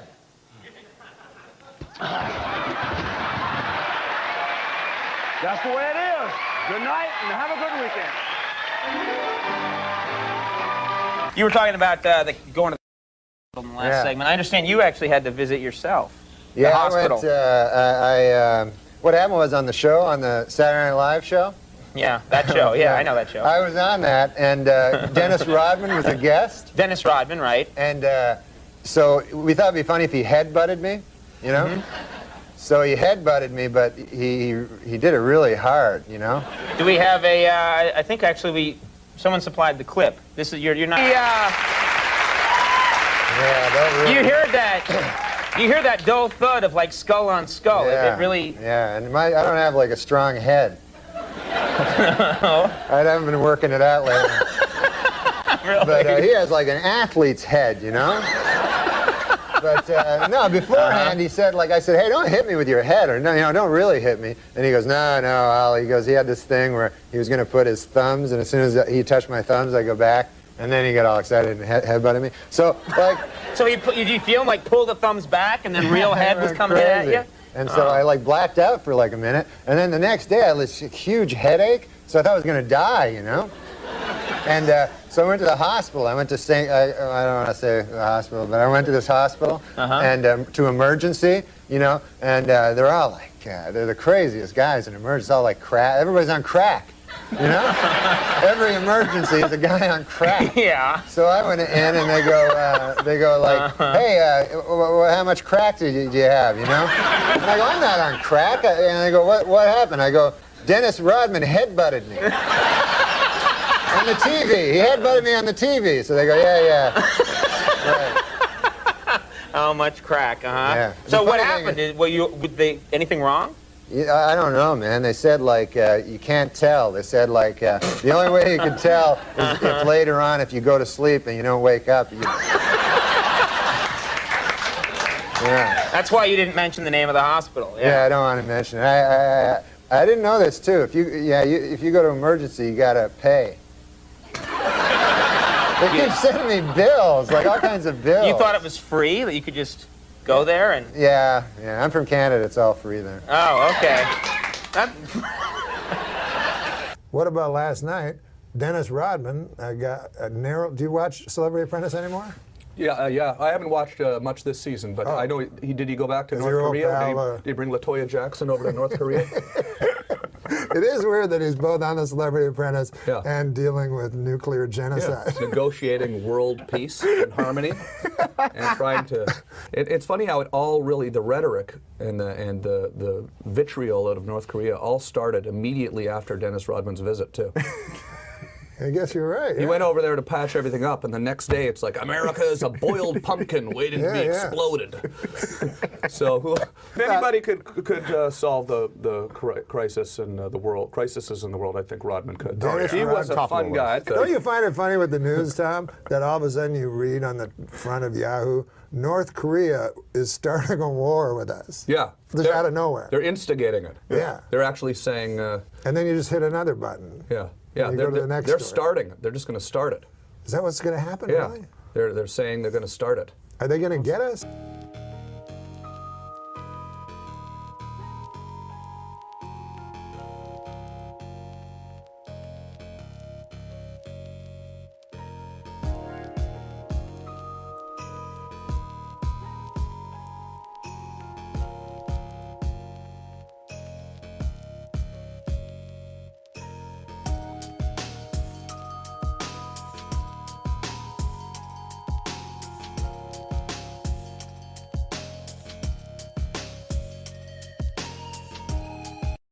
And on the American side, writer, critic, and broadcaster Joe Queenan, and from Saturday Night Live, Mr. Norm MacDonald is with us. So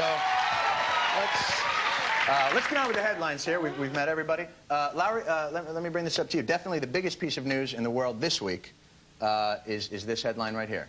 Take a look. Yes, she's Madonna now. It's about Madonna having a baby, which to me, with all the sex she's had, law of averages, I would think. So why do people care about this? The amazing thing, of course, is that she actually had the baby herself. Surely a woman with that degree of wealth would pay somebody else to look fat for 9 months. I mean, she's had to hide away, hasn't she, for her entire pregnancy, because, you know, most women, their ankles swell a little.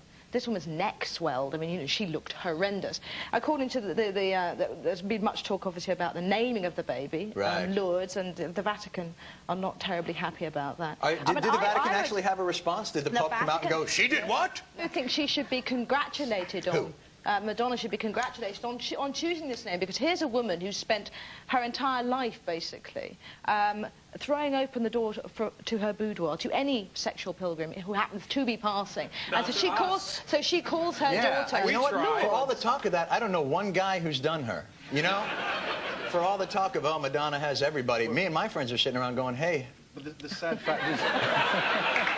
Where's our turn at the deli counter?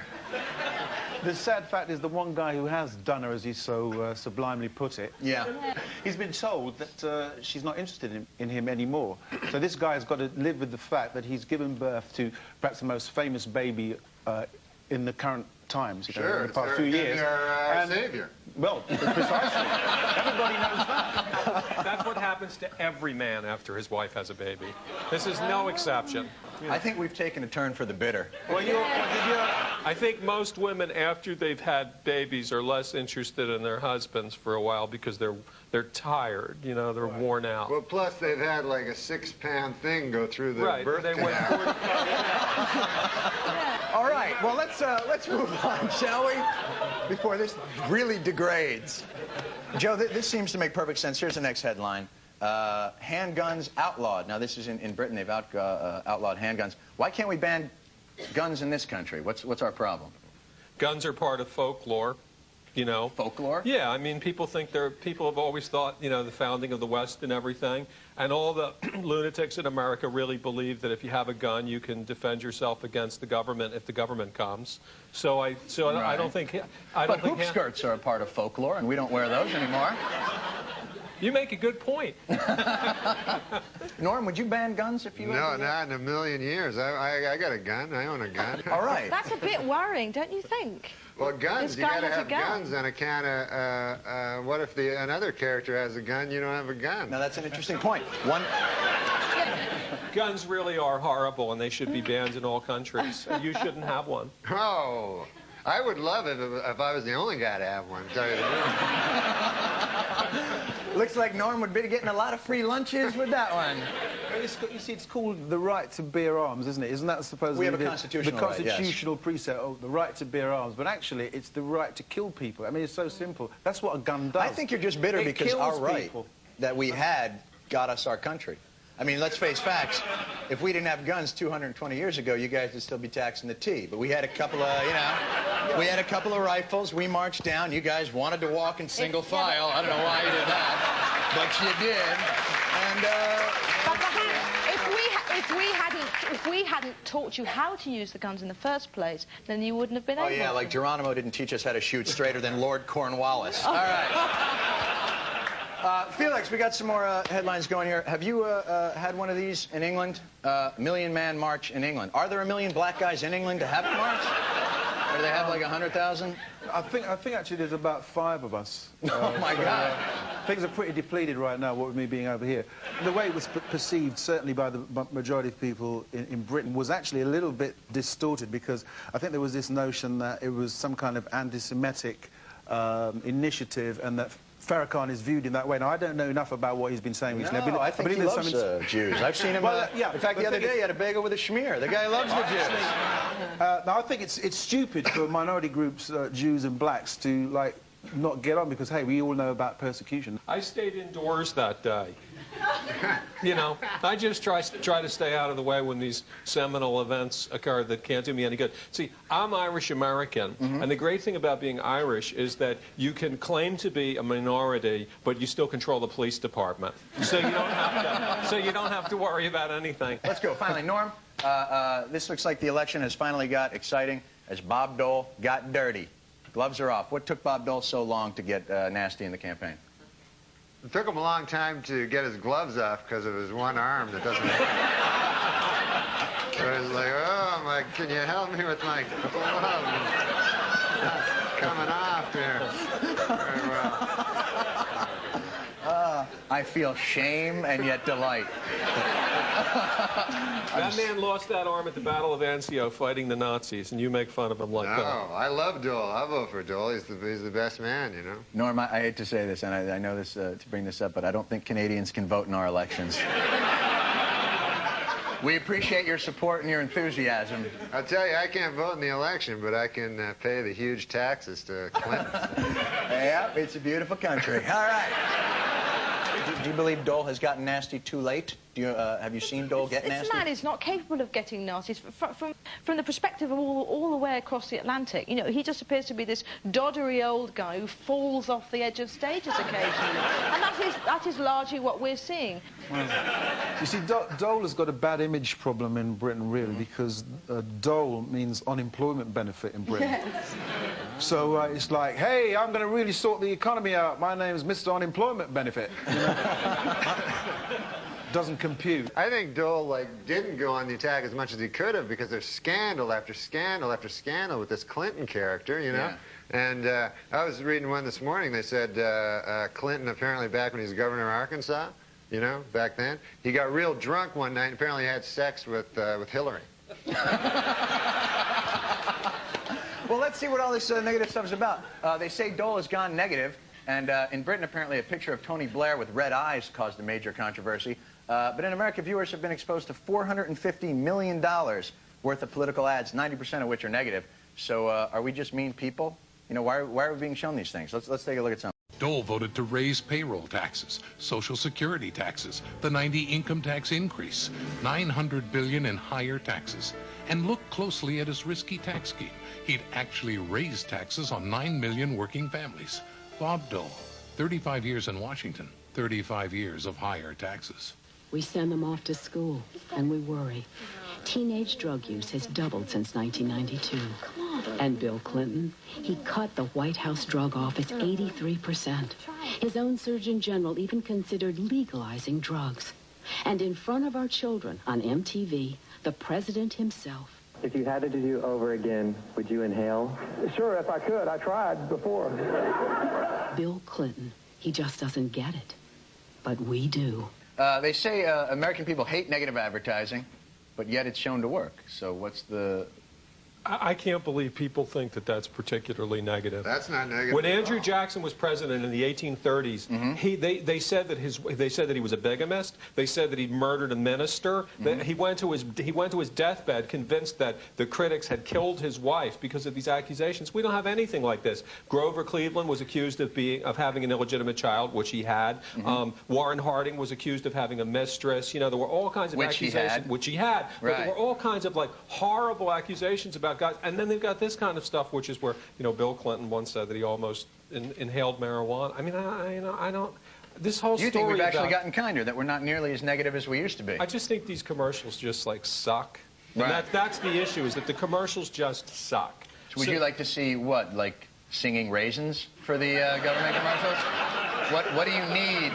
I'd like to see really nasty. I'd like to see ads where they said, Clinton, you know, this is the motel, this is the desk clerk. He paid $27.95. Here's the receipt. Here are the sheets. You know, that'd be negative. You know. Do they do negative now? This what was it? Tony Blair. What was it? Yeah, these were ridiculous. All they did is they sort of cut out. He got a picture of him, cut out his eyes, and then put little somebody else's eyes, they're coloured red, upside down. I mean, you know, it was a joke. What I would like to see is a bit more... But there was an outcry, am I right? There was an outcry against negative advertising. So will negative advertising never come Britain's way? Well, we already have negative advertising, but obviously it is more muted. But simply that's because there isn't the money in Britain to engage in the vast amounts of advertising that you have here. But we also happen to have much better advertising for other products. Our ads are far better than yours. I mean, but our products are far better than yours. No. You know, like we've got cars. It's got a point. What would you rather have? A song about a car or a car? You know? I think we've really been able to foster some understanding here. I expect to fire on Yorktown any minute now. I think you're witching again. The thing that's happening that we are sort of catching from America, which is rather worrying, is that we're starting to do these fake documentary type ads for politicians, and they're all the violins are playing, and that I think is about the worst kind of political advertising, because you basically you want to throw up as soon as you see it. What would you rather see for your party political broadcast? Would you rather see a guy come on and go, we don't know what we're doing? I like that ad where they go, hey, check out this guy's eyes. Look at them. Yeah, but you see, I think, if you're in an environment, which is the case in Britain, where political analysis or acute questioning of politicians takes place a lot by journalists, where, for example, even the Prime Minister can go into a television studio and be really grilled seriously about what he's done. And sometimes to the point where it happened a couple of weeks ago, a politician was so badly grilled by a journalist that he rang up the BBC saying, what the bloody hell is going on? How dare they speak to me in this way? If you've got that kind of rigorous political examination of what's going on, the advertisements become irrelevant. We don't have intelligent journalists like that. We have people named Cokie. You know, we have, like, the President of the United States comes in and gets interviewed by somebody named Cokie. And Cokie asks really hard questions. Then, you know, no politician in America would submit to intense grilling because we don't have any journalists who do that. We have, you don't think Sam Donaldson is a relatively intense journalist as far as politicians are concerned? Not by English standards, no. Those guys are really tough. Everybody over here is a cream puff compared to them.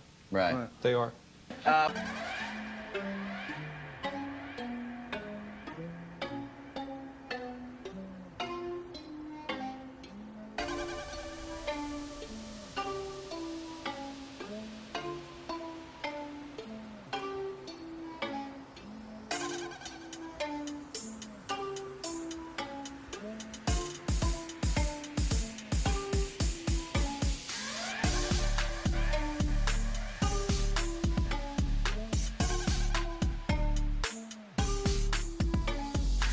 While Americans are pessimistic about politicians improving their lives, they're very optimistic about books, audio tapes, and videos improving their lives.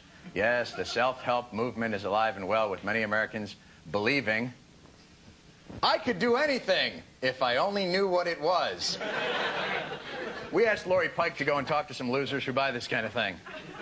How do you create an extraordinary quality of life today? All right, let's see what we got here. Handbook of coping, that'll be useful. Panic no more.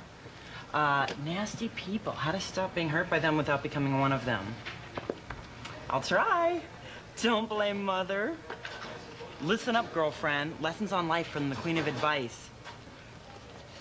I am right, you are wrong. Definitely take that one. The anger workbook. I'll start with lesson 1. With all these books, are we really coping with our problems, though, or are we just thinking up new ones? Well, I have a collection at home myself, and that seems to be the only kind of reading I do these days. My feeling is so strongly that while you have oxygen in you, that the whole point of being on planet Earth, why we all really burn to get here and to incarnate into these families that are so troublesome, is to work things out. I bought the book because I feel like there's something in my life that has been holding me back success-wise in my career. I'm an actor, and it's helped me a lot, actually. I just finished shooting a film, and I just booked a commercial just now. People collectively again are saying, you know what, I am entitled to a healthier, more fulfilling life. I am entitled to love. I want to have a career. I mean, look at this section here on ethical business and right livelihood. I am entitled to love my work. I am entitled to have friends that I adore. Did you think and grow rich after you read Think and Grow Rich? Absolutely. You did? Absolutely. I created my company 4 years ago, right after I read Think and Grow Rich. So I bought a self-help book to help myself. It works. Personally, when I see people reading self-help books, I'm always a bit suspicious of them, especially the ones that say get rich quick and how to, like, enter your inner self in 5 minutes. Earth is an anagram for heart, E-A-R-T-H, and heart being H-E-A-R-T. Everyone on Earth is working on their heart chakra center. What is the #1 killer? Heart disease. I'd like to see more of self-help. I'd like to see more security in the bookstores. That's what I'd like to say. I really think that 30% of the people in any society are jerks. And you just want to try to keep that potential down, that number down. 30% of the people... 30%. Obviously, Nazi Germany had a higher percentage. Right. But 30% of the people in any society are jerks. And as long as it doesn't go above 30%, that's okay. So people reading these books are jerks. So don't worry about it. If it gets up to like 50, 60%... So these books are not helpful. They're not making us So happy. they don't have any effect on really cool people like us who have our lives totally together. So that means like one of us is probably a jerk. Although these books are starting to sell in Britain now, the one about women are from Venus, men are from Mars is doing very well. Which, by the way, is not true.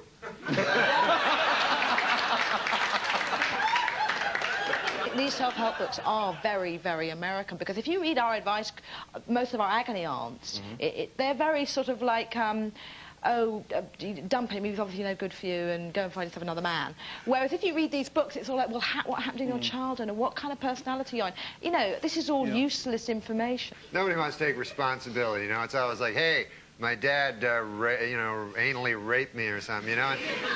I mean, who of us haven't been anally raped by their fathers? I mean, really.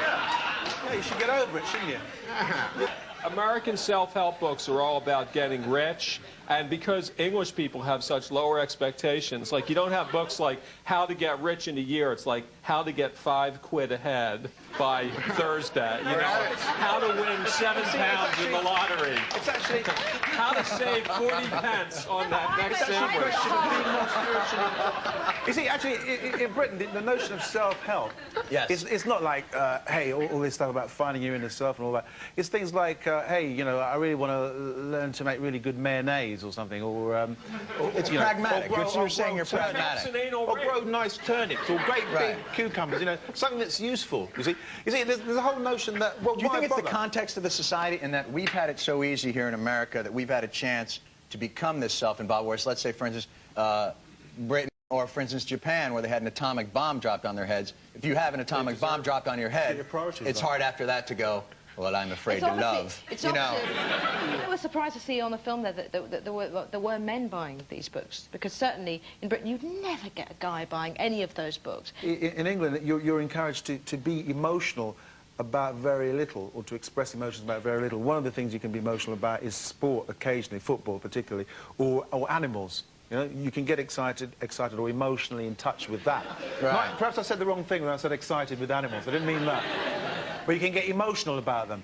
No, like, you animals. could be talking to yourself in the street and, like, going to the toilet in your trousers and, you know, kind of totally insane. And everyone goes, oh, well, yeah, High Court judge, you know, fine, you know. But if you're sort of even mildly thinking about going to therapy, oh, well, you're a nutter. You're a complete nutter. So there's a strange imbalance. It's almost like a prejudice against it. Because self-help, in essence, you wouldn't need a book, would you? I'll tell you a good self-help book. Yeah? Holy Bible. Worked for me. Norm, I know you. I know you've never seen the Bible. I've seen the Bible in those hotel rooms. You can See, that's an interesting point, though. If you're not in therapy and you're not taking drugs, where are you going to go to ease your pain? Perhaps the church. Unlike in Britain, religion in America, big business and growing. So if you need a few tips, here's how the church is aggressively wooing new customers. World Reach. It's about preaching the gospel. It's about producing television specials. It's about providing hope through Operation Blessing. But mostly, World Reach is about Jesus. Father, in the precious holy name of Jesus, we pray right now that your power will come into the lives of people who are watching this program. All it takes is just 65 cents a day, $20 a month, because Jesus is the answer. Touch their bodies, heal them in Jesus' name. Restore that skin to normal. In the name of Jesus, receive an answer to your prayer. Terry, do you have something? You've suffered for a long time from a ringing in your ears that's very annoying, and God is releasing that for you right now. Seeing what appeared to be a golden opportunity to share the gospel with a fairly captive audience, Pastor Perry Harrison started using the church's loudspeaker to expose the students to Christian music. The Lord right now is setting you free from that terrible pressure in your head. In America, we're spoiled. And we have everything in abundance. But here, they don't have anything. And the most we can give them is hope in Jesus. Now, if you prayed with me, it's the most important prayer you ever prayed. I want you to do something about it. I want you to call us, tell us you prayed. For those who contribute, we have something called Jesus is the Answer. And we also believe in the great pumpkin and the tooth fairy. Well. Norm. Yeah. In the United States, religion, big boom in business now. Are we just a pure and moral people? Is that the situation here in America? I don't know. You know, like you always hear people saying they're Christians, yeah, and then they don't read the Bible. It's insane. Well, they say 90% of people have a Bible. Have a Bible, but you figure you read it. You know, like, I mean, they get the Bible, and it's supposed to be the Word of God, and they go, yeah, I'm going to get to that. I'm reading this Grisham thing first, and then I'll get to the God thing after, you know. God, he wrote a book, too. Is religion in decline in Britain? Is it, because here it's obviously booming. I can't tell you how stunned I am by the fact that you even have that on your TV. What do you mean? Jesus is a competitive business in this country. You got to have a band and a good choir or people don't show. It's not enough to, you know, cure pleurisy. You got to have good music in there. Is it just... Go on. Go on. You see, this is English, you see. No, go ahead. It's so polite, I'm moving on.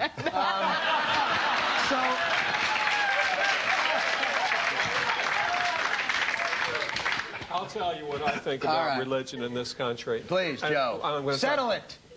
This is the only thing that embarrasses me about America. I think America is just so great. So when like French people say, but you have guns and you kill people, figure, well, who cares? So what? We didn't collaborate with the Nazis. And, you know, so you've got all these things that you know, people would criticize America for, you know, violent movies, things like that. And I think that they're just fine. But the religion thing really is embarrassing because, you know, you see this guy, this Huckleberry here, this Pat Robertson, and the guy ran for president. I mean, he's an idiot. He's a buffoon. He's a village idiot. And he's on television. television every night. He's got his own cable channel. So, you know, it is embarrassing. But the most interesting thing about religion in America is that nobody who goes around America really thinks Americans are religious people.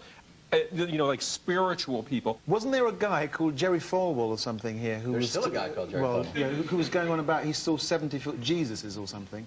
Is that what he said? Good drugs in Virginia. I mean, and people were saying, oh yeah, you know, you saw a 70-foot Jesus. Yeah, I'll buy. But in all fairness, you got to figure Jesus is a pretty tall guy.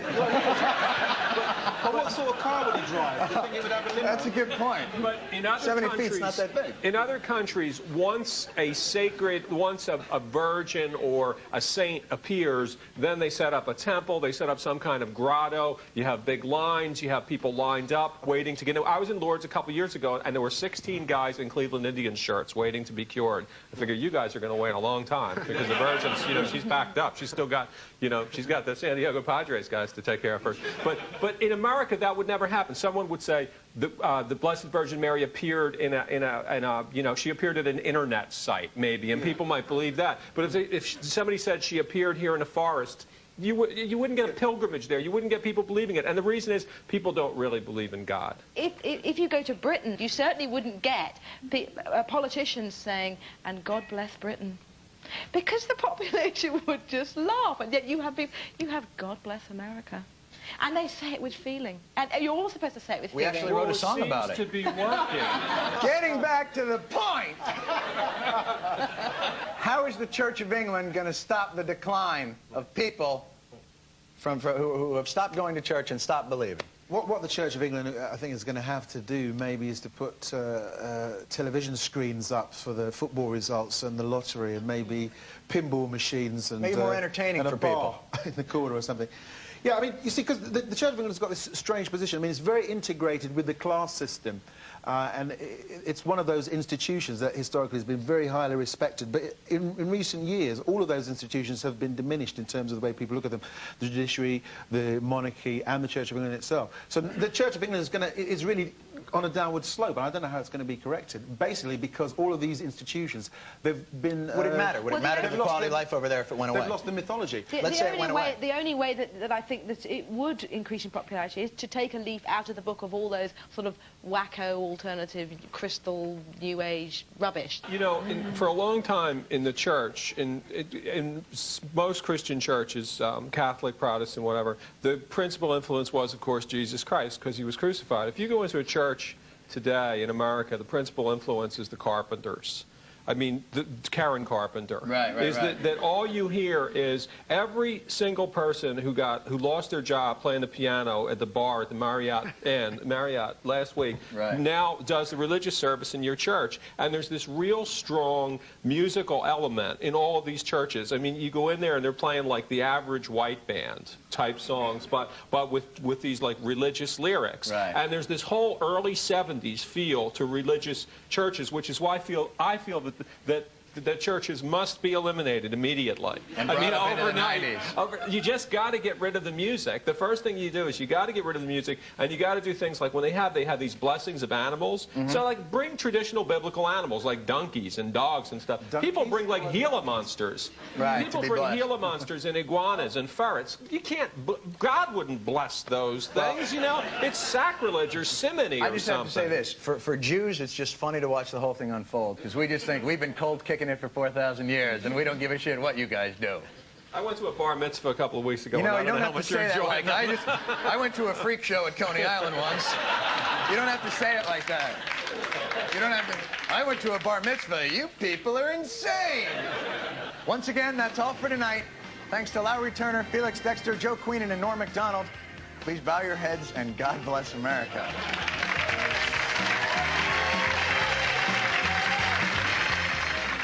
And there'll be more burning issues from both sides of the Atlantic in 2 weeks' time.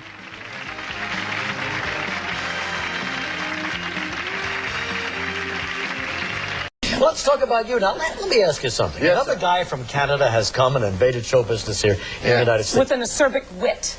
So many funny guys come out of Canada. What is it about Canada that produces all these comedians? What do you think it is? I don't know, because when I'm in Canada, no one's funny. You think it's the long, dark, cold winters? You just had to find something to laugh about? Yeah, we don't have dark winters. We don't live in the Arctic Circle. But they're long, aren't they? They're long and cold, and they're cold. And really cold. Yeah, they're cold. So when you're a kid up in Canada... I don't want to put too fine a point on it, but they're cold. You said this is the coldest you've ever been. You're Canadian, so are you okay with this? I've been colder than this. I've been colder than a vampire's... Go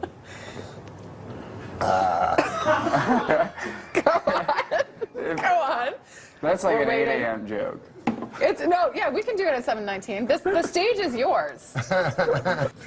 Are you drunk? Because all you did was ride a cooler and you're sweating. I am. Well, it's hot it's hotter than a $2 Well, he's pistol got like in here. 12 layers on, Yeah, I think. I thought it was going to be really cold. Well, you're from Canada. This should be springtime for you. No, I know I'm from Canada, but I'm still a human being. Like it's not like we evolved differently. Yeah, no, I'm from the frozen north. Yeah. Yeah, it gets colder than It gets colder than a... Uh-oh, here it comes. no. Get your finger on the panic button. No, I think it gets colder than a vampire's demeanor. Okay, that's better. Wow. Surprisingly cerebral. One time I kissed Relic. The beachcombers? Yeah. Were you on a ferry or? No, that Indian guy from the show gave me some bad heroin. That's not true. No. You made that up. I didn't make that part up, but I did have a long kiss with Relic. For a show or just party? Yeah, no, I was supposed to be on the Beachcombers. Right, that would have been awesome. With Jackson Davies, too? Yeah. Yeah. And turns out I was never going to be on the Beachcombers, and I was just going to be in Relic's hotel room. What, were you in Vancouver? Yeah, I was in Vancouver, and I'm like, this is going to be the greatest. I'm going to be, I was supposed to be like the new breed of the beachcomber and everything. That's what Relic said. So this is a next generation beachcomber thing? Exactly. Okay. Beachcomber, the next generation. Relic was supposed to be the executive producer, and he'd make occasional appearances. This is what he told me in his hotel room. Come on. This didn't happen. No, it didn't happen. Okay. I got to read this book. Sean. Hey, I should put that in the book. You should. I know there's a couple generations maybe between you two as comedians. Looking at a couple. Watching Norm over the years and some of the characters, what's it like being alongside one of the best? Oh, it's great. I mean, I love Dirty Work, and I love Saturday Night Live. And then I worked with Norm. He was my boss, my first boss in Los Angeles. Yeah, Sean's awesome, man. Future of comedy. If you show this clip like 10, 20 years from now, you're going to go, who's that old guy talking about, who the hell is Relic? Oh, I love that I'll story. be like Relic, and he'll be like me, like 20 years, when you look at this in the vault. In Canada, it's different. Like here in the States, you vote for the president, maybe you vote for the wrong guy, a war happens. Right. In Canada, it's not like that. You go, like, what's the big thing? Should they make that bridge? Right. That's the biggest. Yeah. So it doesn't really matter. So it's it's too much we're pressure. very inconsequential, Canada. Yeah. Last time I performed here at the Just for Laughs Gala was 25 years ago, and I did so well, they invited me back. So that was nice.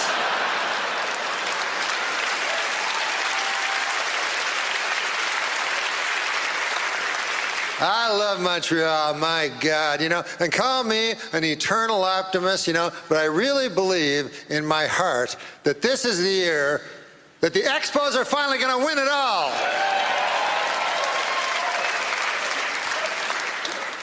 Montreal, famous for a lot of things, one of them being the greatest strip clubs in all of the world. Yeah.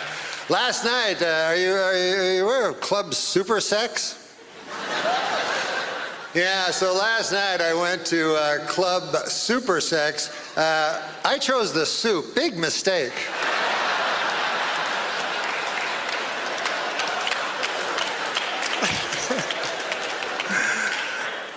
Hey, big big election coming up, and in Canada, this is the difference in elections in America and Canada, is elections in America mean something. You vote for the wrong motherfucker, the world blows up. I don't need that on my hands. Whereas Canada, you know, what's the, it's always like, well, what's your view on the bridge? I say keep as it is. I don't think they need to clean that up. That's fine.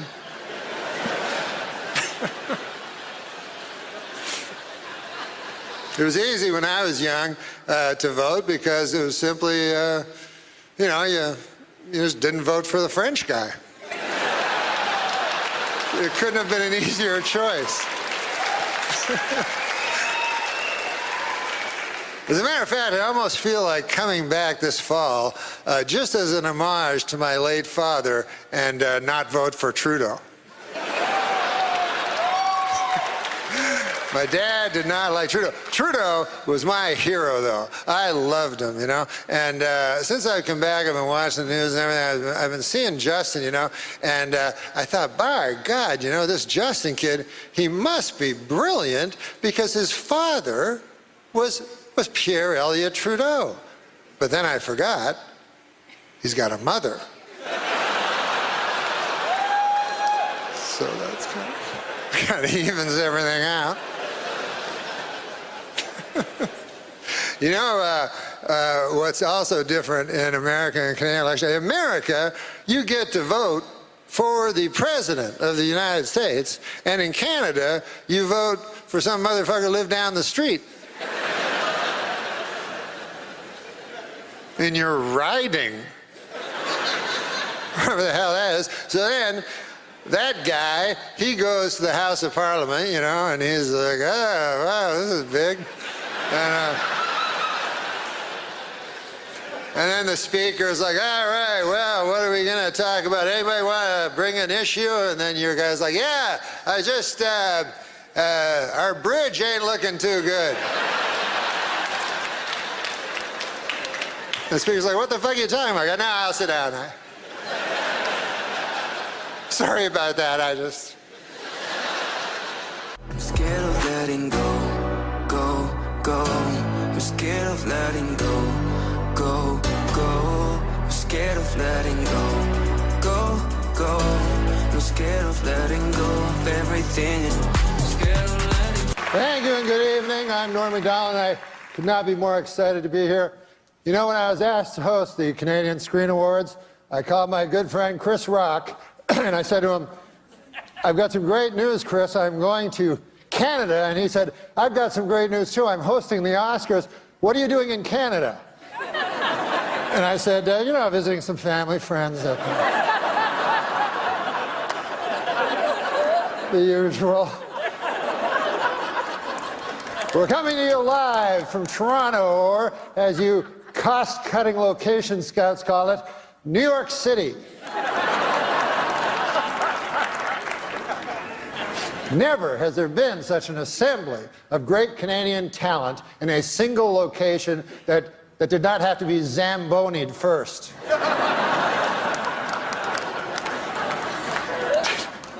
Tonight, the CSAs are being seen in over 50 countries. Isn't that exciting?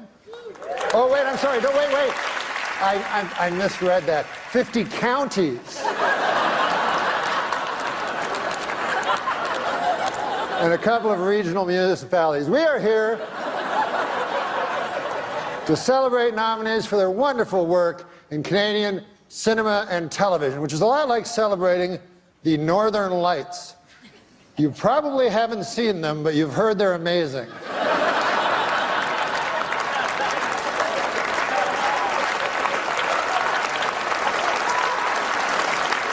We have a lot to celebrate in our industry. Amongst the TV shows nominated tonight are Amazing Race Canada, Big Brother Canada, Master Chef Canada. Where do they come up with these ideas? But it's been a wonderful year for Canada. It's been especially great year for one little guy, one adorable little Canadian youngster who's already accomplished so much. Of course, you know who I'm talking about, Justin Trudeau. Hasn't he had a wonderful year? It's been a busy weekend getting here. We lost an hour. As you know, daylight savings time went into effect last night. I give it 6 months.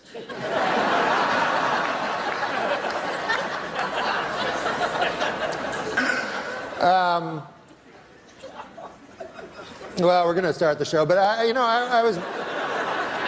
It hasn't started yet, you didn't know.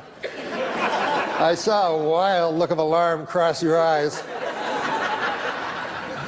But I was backstage yesterday, and we were doing rehearsals, and I asked, what is the statuette called? And they said, it's called the Canadian Screen Award. And I said, well, that seems kind of dull. Like, what? That's the name of the award? And they said, well, we've been bandying around different names, but none of, they said in Canada it takes a long time to get stuff done and stuff. But one of them that they said, one of them they mentioned was the Candy.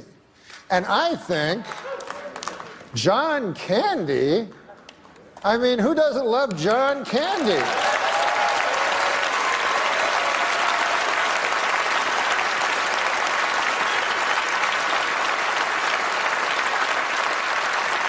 So of course, the statuette should be called the Candies. So what I'm asking you to do is, if you are a presenter, ignore the teleprompter and say, the candy goes to. And if you are lucky enough to win one, go, I want a candy. What do you think of that? Can you go along with that? Excellent. That would make us a better nation.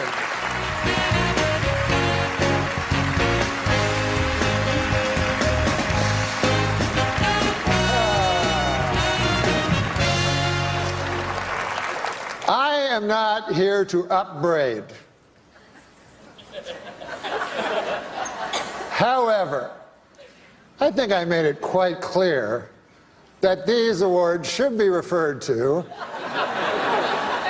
as the Candies. A 9-year-old child knew. Are you so burdened with this preposterous technology?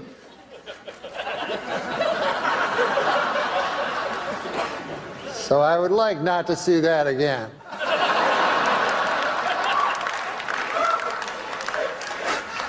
Backstage I was thinking how different things are since I moved to the United States. Now I'm in the United States. One thing I've noticed about films, I don't like foreign films anymore. They're all like artsy, kind of not my cup of tea. But when I grew up in Ottawa, by God, I loved foreign films. Star Wars, Smokey and the Bandit. Do you remember that one?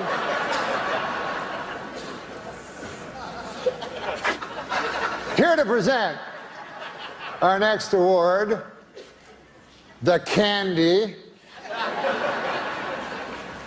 And this will be the end of my upbraiding, I hope. George St. Kitts and the Candy Band. Who can take a sunrise? Come on, guys. Sprinkle it, but they can't. Well, whatever. Well, our next presenters are political people. And it made me think, because I was just told Cape Breton Island, I don't know if you know this, but they are offering sanctuary to anyone that lives in America after Trump is elected president by a landslide. And I agree with this in principle, but why Cape Breton Island? I mean, can't I just flee to Toronto? Do I have to leave the fucking planet?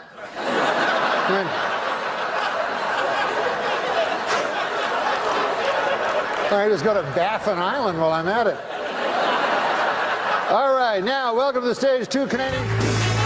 Oh, the Candies are going great so far, aren't they? I would like to say to Eugene Levy that there's no reason to be ashamed of your son. My son only this morning punched me in the chest really hard. Listen, I have some good news. I just found out that all of you here tonight will be getting a swag bag. Yeah. Just like the Oscars. I haven't seen one yet, but why don't we take a look and see what you're getting? I'm going to call Megan, our golden girl, out. Megan, our golden girl? Hi, Megan. Come on out here. Ah, you brought the swag bag. Yes, can you hold it open? And then I'll take things out of the swag bag. What do we have here? A loose pancake.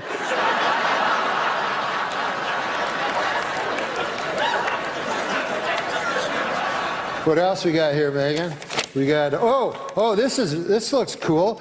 It's a CD, you know what they are, of Nelly Furtado singing all the national anthems.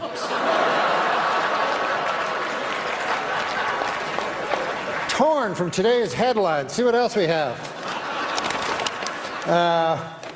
Well, we have this. Ah, yes, this. This is a bottle of Eau de John Cherry Cologne. It's for the gentleman in the audience. Now, what else do we have? Hopefully something a little funnier than the last one. Here. We have a 30-minute massage from producer Robert Lantos.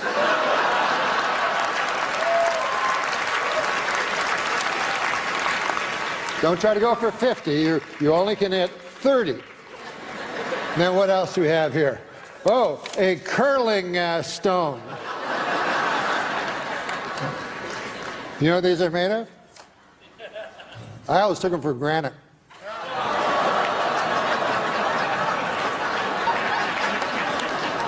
Last time I take a joke from Martin Short. All right. Megan, just do some house cleaning here. Having a hand for Megan, our Golden Globe. A natural mistake. All right. Listen, guys. For some reason, I've been told to stretch. So,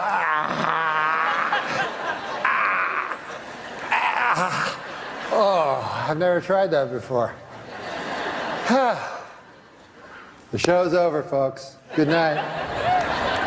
But for the first candies, respect, peace.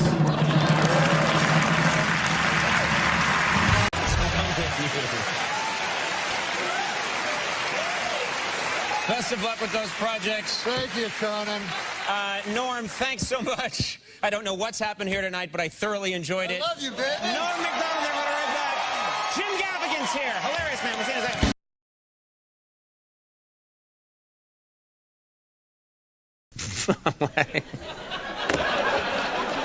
You don't even care what I'm saying. Oh, it's excellent. Local ones, huh? You mean local for L.A.?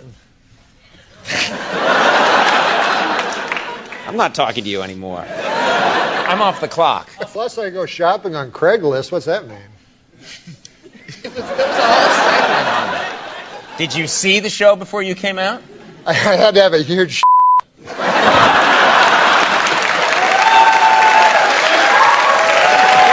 Ready to do this? So what? This is local. Chuck and Sue.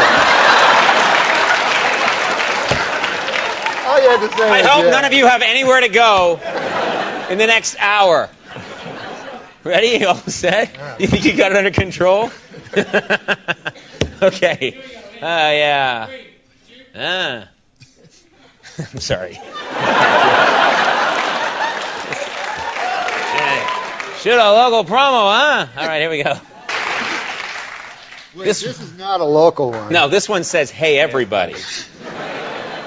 The least local one you could have. Hey, everybody. It's, yeah, something an idiot says when he comes in the room. Hey, everybody. Hey, everybody. That's what you say. That's what you say. Yeah, I know. I'm an idiot. Norm. You go to a bar tonight. What? That's what you say when you go to a bar tonight after the show. Hey, everybody, we've got a great show. What's wrong with you? touching me for? Why are you touching me? Hey, everybody, we got a great show tonight with Norm MacDonald, comedian Jim Gaffigan, and musical guest Nico Case. Plus, I'm sorry.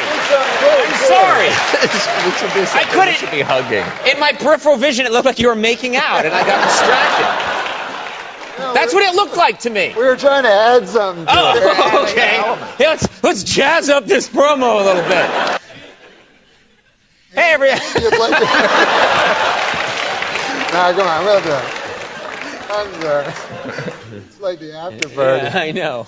Hey, everybody, we got a great show tonight with Norm MacDonald, comedian Jim Gaffigan, and musical guest Nico Case. Plus, I go shopping on Craigslist. It's a great show coming up right after the news.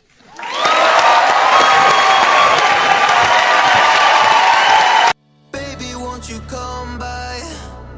Everything's better with you by my side. A movie and dinner tonight. Pour a couple drinks and yeah, we're feeling fine.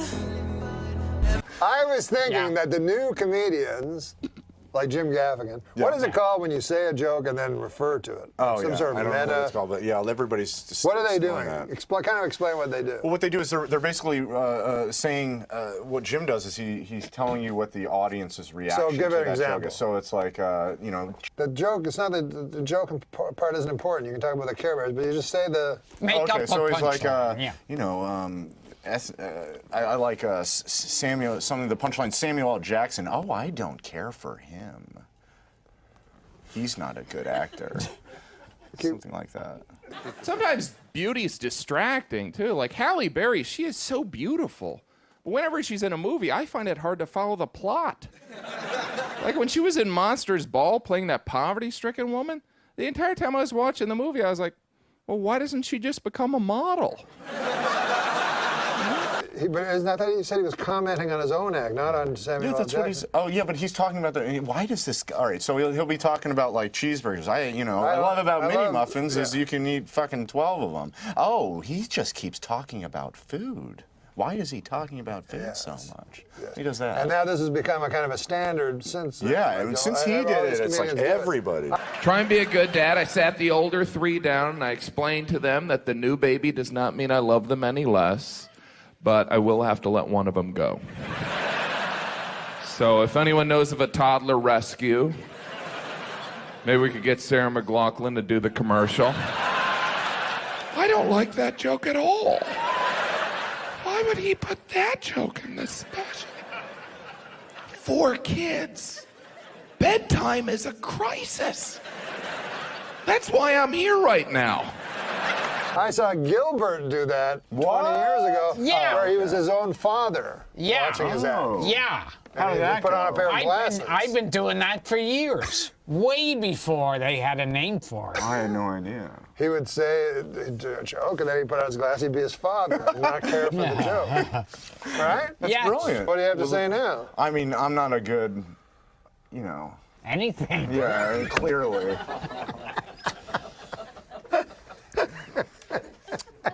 I mean, it's like... Gilbert is not looking at your slow burn that you've been trying to perfect. It's not, I mean... As I learned to express myself in other ways, I started making little notes to myself. Note to self. Remember, Aunt Jenny is your aunt.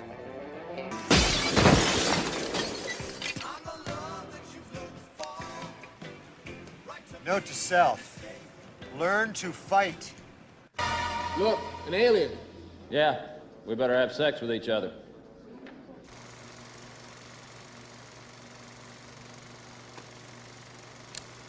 Note to self. Sam just looked at the screen. Look, Pops, I gotta tell you something. What?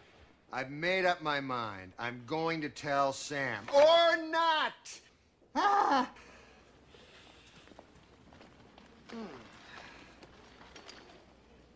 Note to self, forget about fathering children. Ever had a chick with a beard before? I can't say that I have there, bearded broad. Well then, sugar, you haven't lived. Note to self, I don't want to live. I'm on my way to my grandmother's place. Do you want to walk me? Note to self. Mitch was right. No, he wasn't. It's too late. It's already on tape.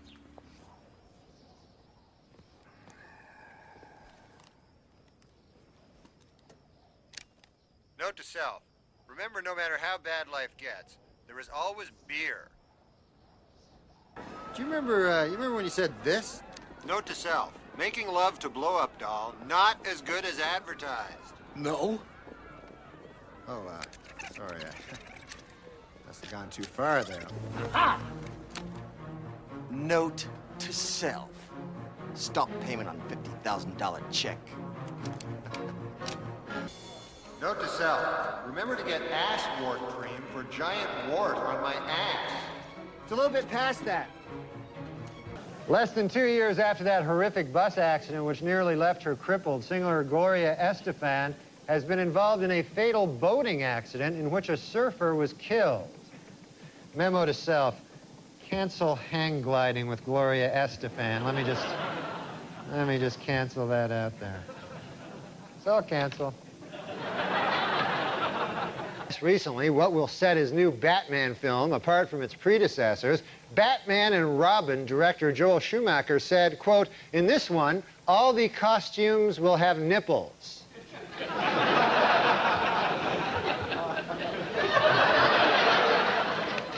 Note to self, do not watch the next Batman and Robin.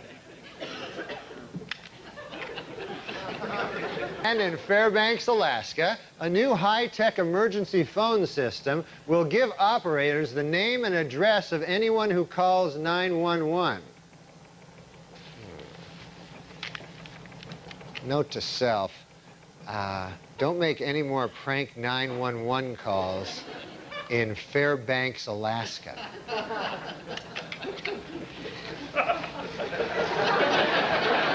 I know I have a pocket here somewhere. A report by Assistant Treasury Secretary Jim Johnson shows that the arrest rate for church arsons is more than twice the national average for arsons in general.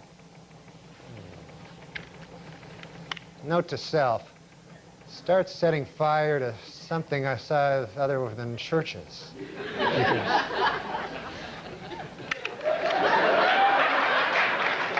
In New Mexico this week, lawmakers passed a measure to abolish the state's 15-year statute of limitations on first-degree murder. Note to self, cancel plans to return to New Mexico.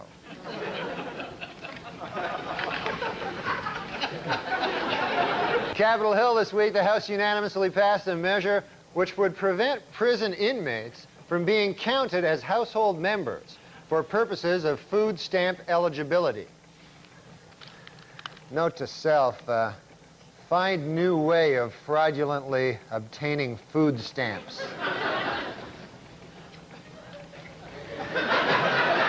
The Nuclear Regulatory Commission has warned that an industrial camera stolen from a Montana company could pose a radiation hazard if its casing is opened. Oh. Note to self, after show, remember to close the casing on that industrial camera that I borrowed from a thing while I was in Montana. In Indiana, the state legislature has approved a law requiring professional hypnotists to be trained at accredited institutions and certified by the State Medical Licensing Board.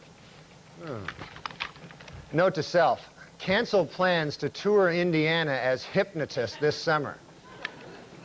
Oh, wait. Ignore previous note.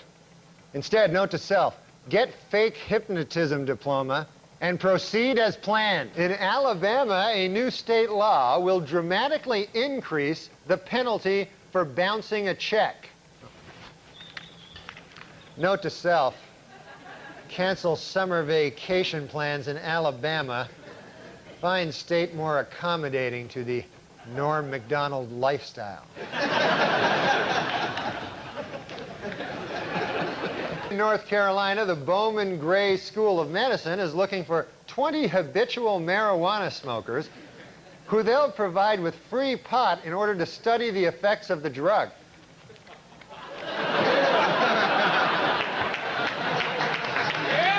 Note to self, spend summer vacation at Bowman Gray School of Medicine. Maybe take Timmy Meadows along with you. According to prosecutors in Tulsa, Oklahoma, Henrietta Collins, a 90-year-old widow, was bilked out of her life savings by the trustees of her estate. Note to self, forget trying to bilk Henrietta Collins out of her life savings. Some dirty bastard got there first.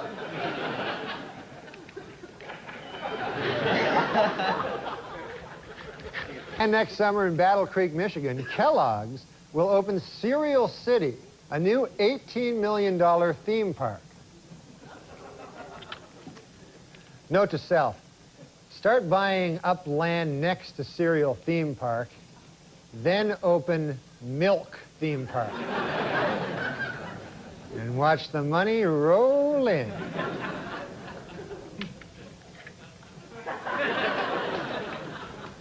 Good news for Hawaii. Next year, the state will receive $20 million in federal funds to help teach poor children how to read. Oh.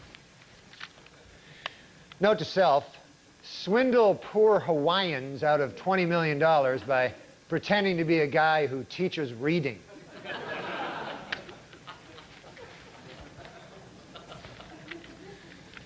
Note to self, before I start, also learn to read. That will help give the scam what we like to call credibility.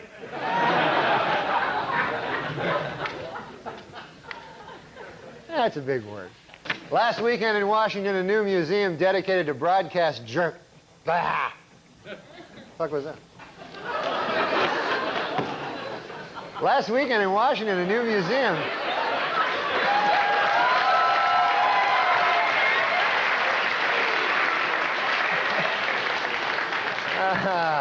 My farewell performance. Last weekend. All right, folks. Maybe we'll see you next week. Good night. With the resignation of 2 police officers in Virginies, Vermont, the city's 2,500 residents are now left with only 1 policeman. Note to self, if I get fired for cursing on the air last week, drive up to Virginies, Vermont, hypnotize the remaining policeman, and loot town.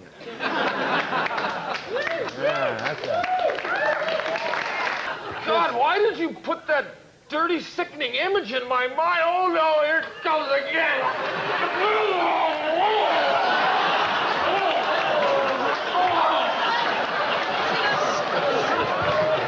God, she's just a lesbian.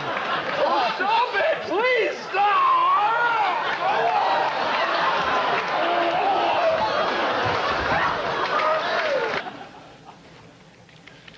Note to self, never ever follow a vomit-spewing guy with a joke.